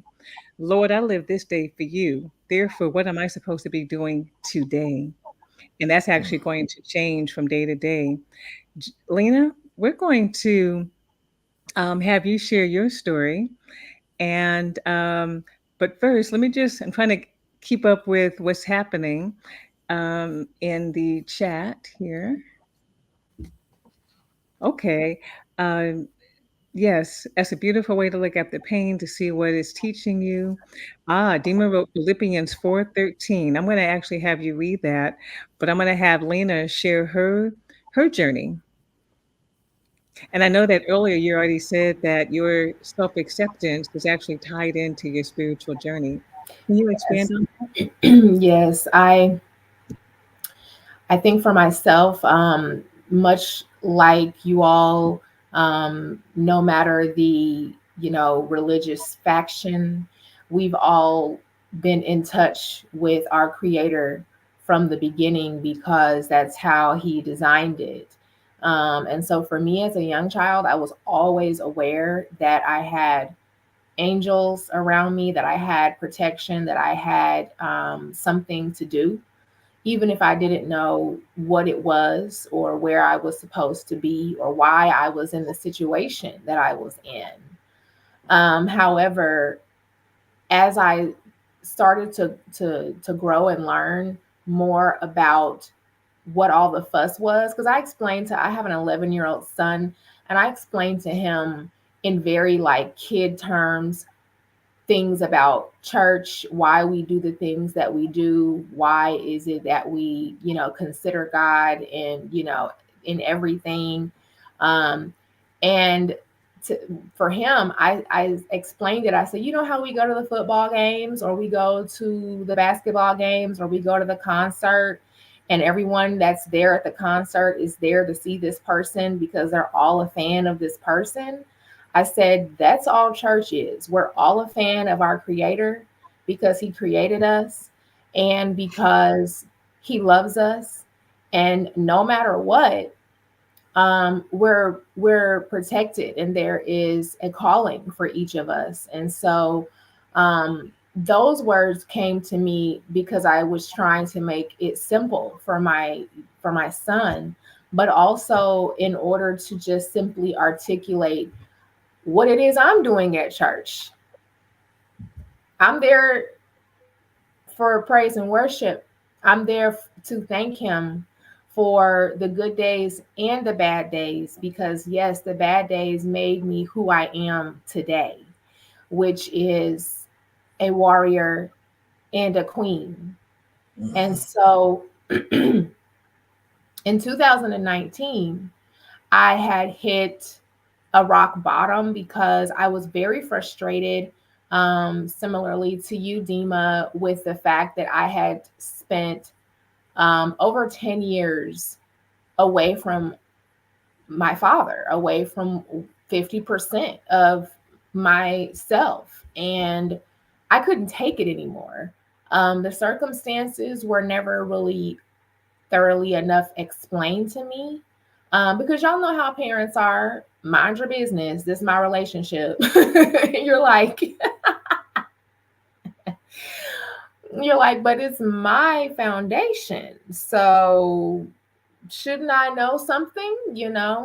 But all things in time, in God's time. And so in 2019, I'd hit a rock bottom because I was filled with anger and anxiety and depression over the time that I had missed out on in my most formative years with my father.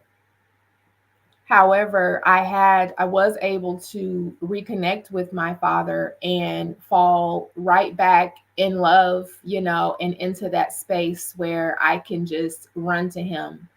But just prior to that happening, I remember just like taking my little fists and just beating up on God's chest, going, "Why is my dad not here? I don't understand. This isn't fair. Why? What did I do to deserve this? This is not okay." And I remember, hearing, audibly in the spirit, "I am your father." And I was just like, oh my gosh. Like it just washed over me. And I realized, like, no matter our lot, no matter the hand that we're dealt, there is still a heavenly father there. And not only did I have to struggle with my relationship with my father, but I struggled with my relationship with my mother as well, because although my mother had been there the whole time, you go through some things when you're becoming a young woman, and it just, there's this bumping up against point that you come to with your parents no matter what. And she was the only one around. So it was going down, all the time. And I couldn't understand it. And I realized it was me becoming myself. It was me, my character, yes, developing. It was my spiritual self coming into alignment with my physical self. And luckily, I was able to, of course, take advantage of therapy. Like, one, absolutely. I've been in and out of therapy consistently since 20 2012, the same year that I became a mom, because that was just like, oh girl, I'm not ready for this. I don't know. I don't know whose idea this was. It was mine, but I'm not ready.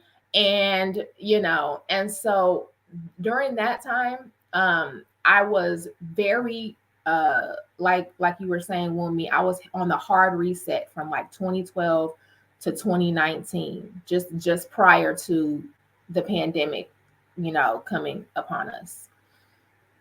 So in a weird way, my story started to sprout as the pandemic came like down, and everybody was just like, "Oh no, what's going on?" And like, I was on a different trajectory during that time, because from 2012 to 2019, I was very focused on my inner self and my spiritual connection to my creator and my father. And so I did rededicate myself to the spirit. I was baptized again in my church. Um, and Bye, James. Thank you so much for being here. And I learned that as soon as I realized that if I just give myself over completely to the person that created me, that I would be safe and I wouldn't have to worry so much. And I can honestly say that has been the number one mechanism that has allowed me to come into my full self authentically, when I gave everything over and said, I actually don't know what I'm doing or who I am or where I'm going or who I will be or what my potential is. I just didn't know. I was unaware. But I knew that if I tapped in, that if I legit just tapped in to the spirit, that it would be revealed to me, and that I would be able to manifest, even if I wasn't able to do it before. And so with the help of, yours truly, the founder of Road Organics herself, we sat down one day after I had a yet another emotional breakdown, And yes, I still have this. Okay, this is a sheet written on notebook paper with the date up here, August 4th, 2019.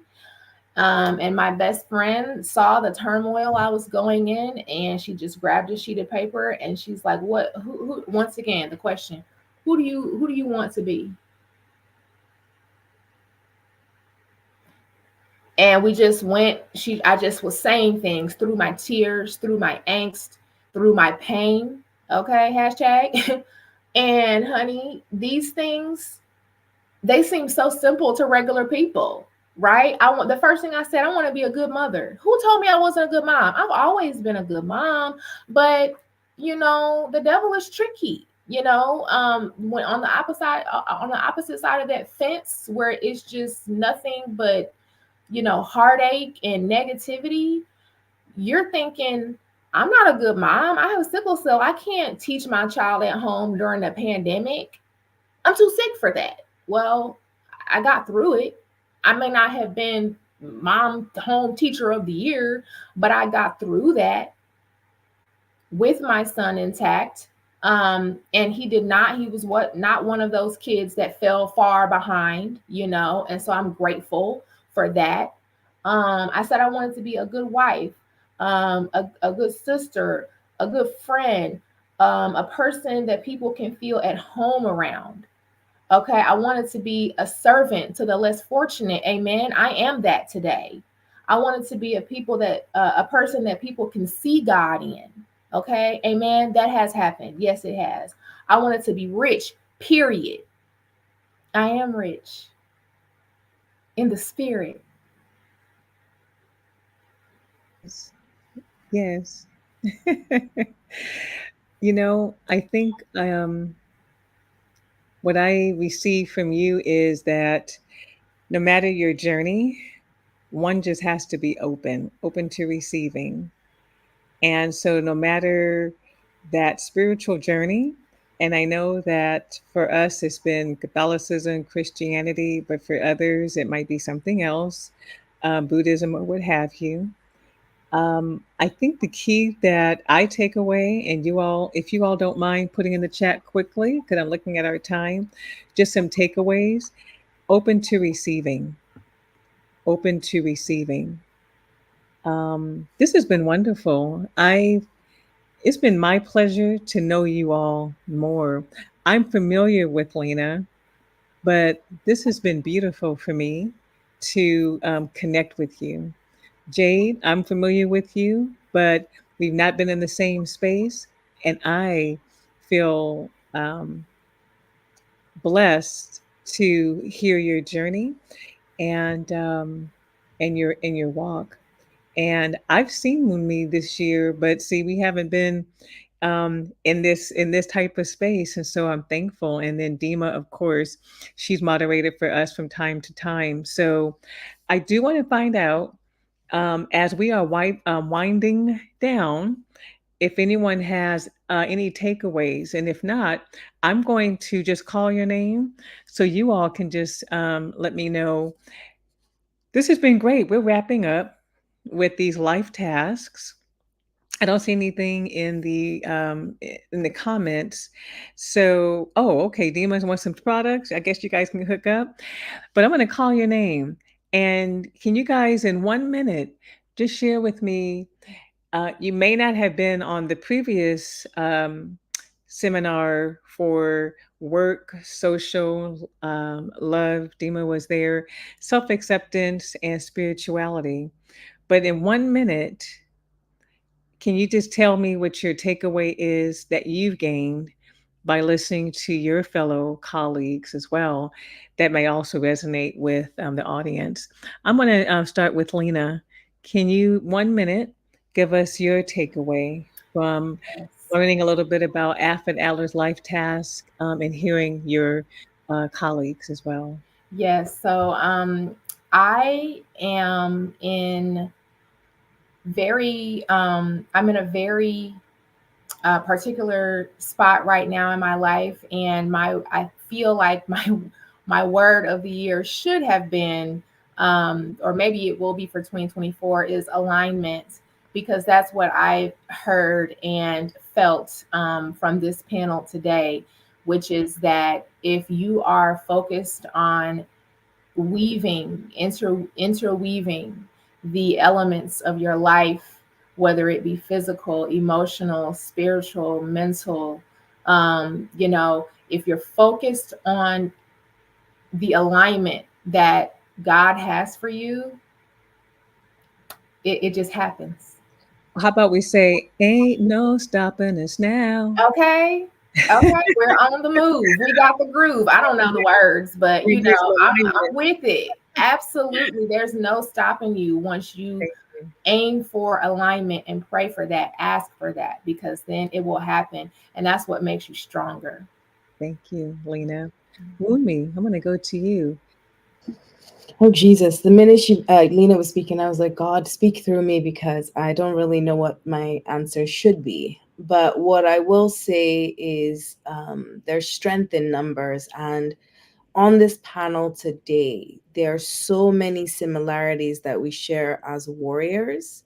And I'm glad James is on the panel because he offered a male perspective. But there are a lot of nuances that we all share as far as navigating our journey to self acceptance and spirituality. And so I would hope that this encourages more warriors to connect, because many of the people today that are the people I lean on almost every week, if not every day, are from the warrior community. They're people I met virtually, and that I've had the pleasure to meet some face to face.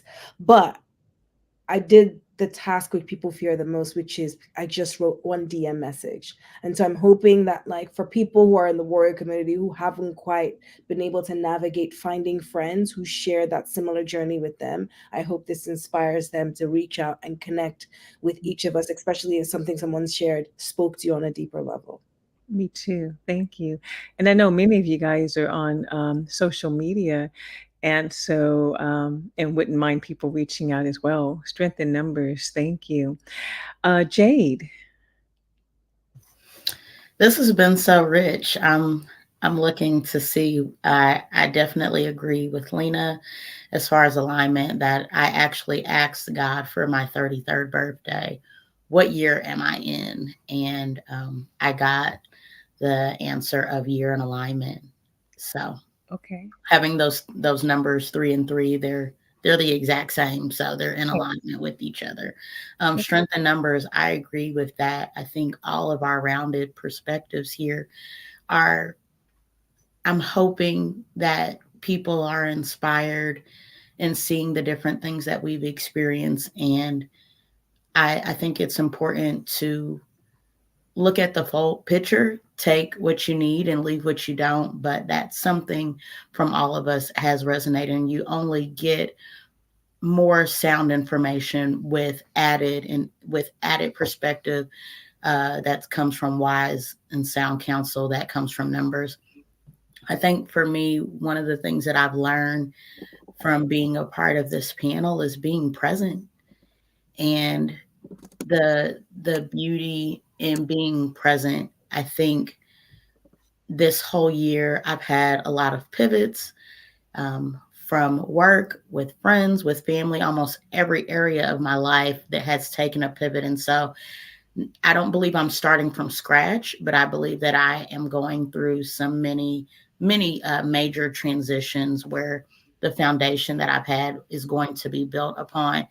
And with that, it's so important that we know with our our self acceptance and our spirituality that we're not going to be exactly who we were yesterday, and we should not be so pressed or hung up on expectation of what's going to come tomorrow or in the future, that we don't allow ourselves to do and be who we are today, and allowing who we are today to be enough. And so I don't know what's going to come in the new year for any of us. I do know that it's December 16th and we don't get to January 1 without showing up every day from here on out And so I guess my encouragement to all of us as we are all on the cusp of a new year and transitioning into that with many hats and roles that we're wearing is that we continue to exhibit this same kind of gentleness and patience that we've had with each other on Yes. this call, because it is a new year and no one's seen 2024 before. I think this is something that I need to remember, that I'm saying now. I'm hearing hosts like, this is something that I need to remember. And I'm hoping that you all remember this as well. Like, regardless of what twists and turns come in the new year, just we have to be mindful that no one has been here before. So no one is more qualified to be in the present moment. We all have the same amount of equity when we're in today. No one has seen today before. And I think that's one of the ways that I'm going to continue to be level-headed and giving myself the grace to show up as I am every day. So hopefully that something I've said has made sense. I love it. No one has seen 2024 before. Thank you for that. Well, Dima, you're going to lead us out. Well, okay, it's a big task, but I think um, after hearing everybody's stories and after hearing what everyone had to say here, one word came to mind, and that was values. We so values are basically the principles that we believe that are important and that we live by. And there's two types of values. There's our ideal values, and then there's our operational values. Our ideal values center around who we want to be as a person, where our operational values, um, they express in our everyday living of what we do, and they are like our routines, our habits, um, just pretty much what we do every day. But don't get it twisted. When we be as sickle cell warriors, it may look like sickle cell contradicts our ideal values of who we are as a person, but it it doesn't. It just temporarily looks like, because our habits are off kilter, because we're not doing the things that we consistently want to do. It may look like temporarily our operational values are not as important to us, but we're just going through a moment. Um, so I feel like sometimes sickle cell not only I feel like it enhances our ideal values and makes us grow as a person. It makes us want to be better than who we are, than better people, at the end of the day. So that's what I feel. And I don't want to. I want young warriors to know that although our routines and our habits, and if we're not able to dance like we used to, if we're always out of breath, it doesn't contradict who we are as people. Thank you. Thank you. And with that, I just want to say again, everyone, from me, the executive director, founder here at Cayenne Wellness Center, this has been a journey for 2023. This is our last mini seminar. We've given 9 of them throughout the year. We do have one more, but it's a webinar Wednesday on mental health and suicide prevention. But this is our last one for the mini seminars. We're thankful that you all joined us. This has been a very rich conversation. Um, each one different, but to be quite honest with you, they're all connected, and that all of us can learn from one another. As when we said there's strength, um, someone who said strength in numbers. Lena says strength in numbers. And so, and indeed, that is true. I want to thank you all for being with us and to give you back your afternoon. Thank you. We're going to sign out, but I ask for everyone on the panel to just kind of hang out for a quick second so I can just thank you. But everyone, have a great continue rest of your day, rest of the year. I like how Jade said, no one, you're who better equipped to live out tomorrow than you, because no one has lived out tomorrow yet. And so Thank you all for that. Good afternoon, and we'll see you on Wednesday the 20th and into the new year. Thank you so much.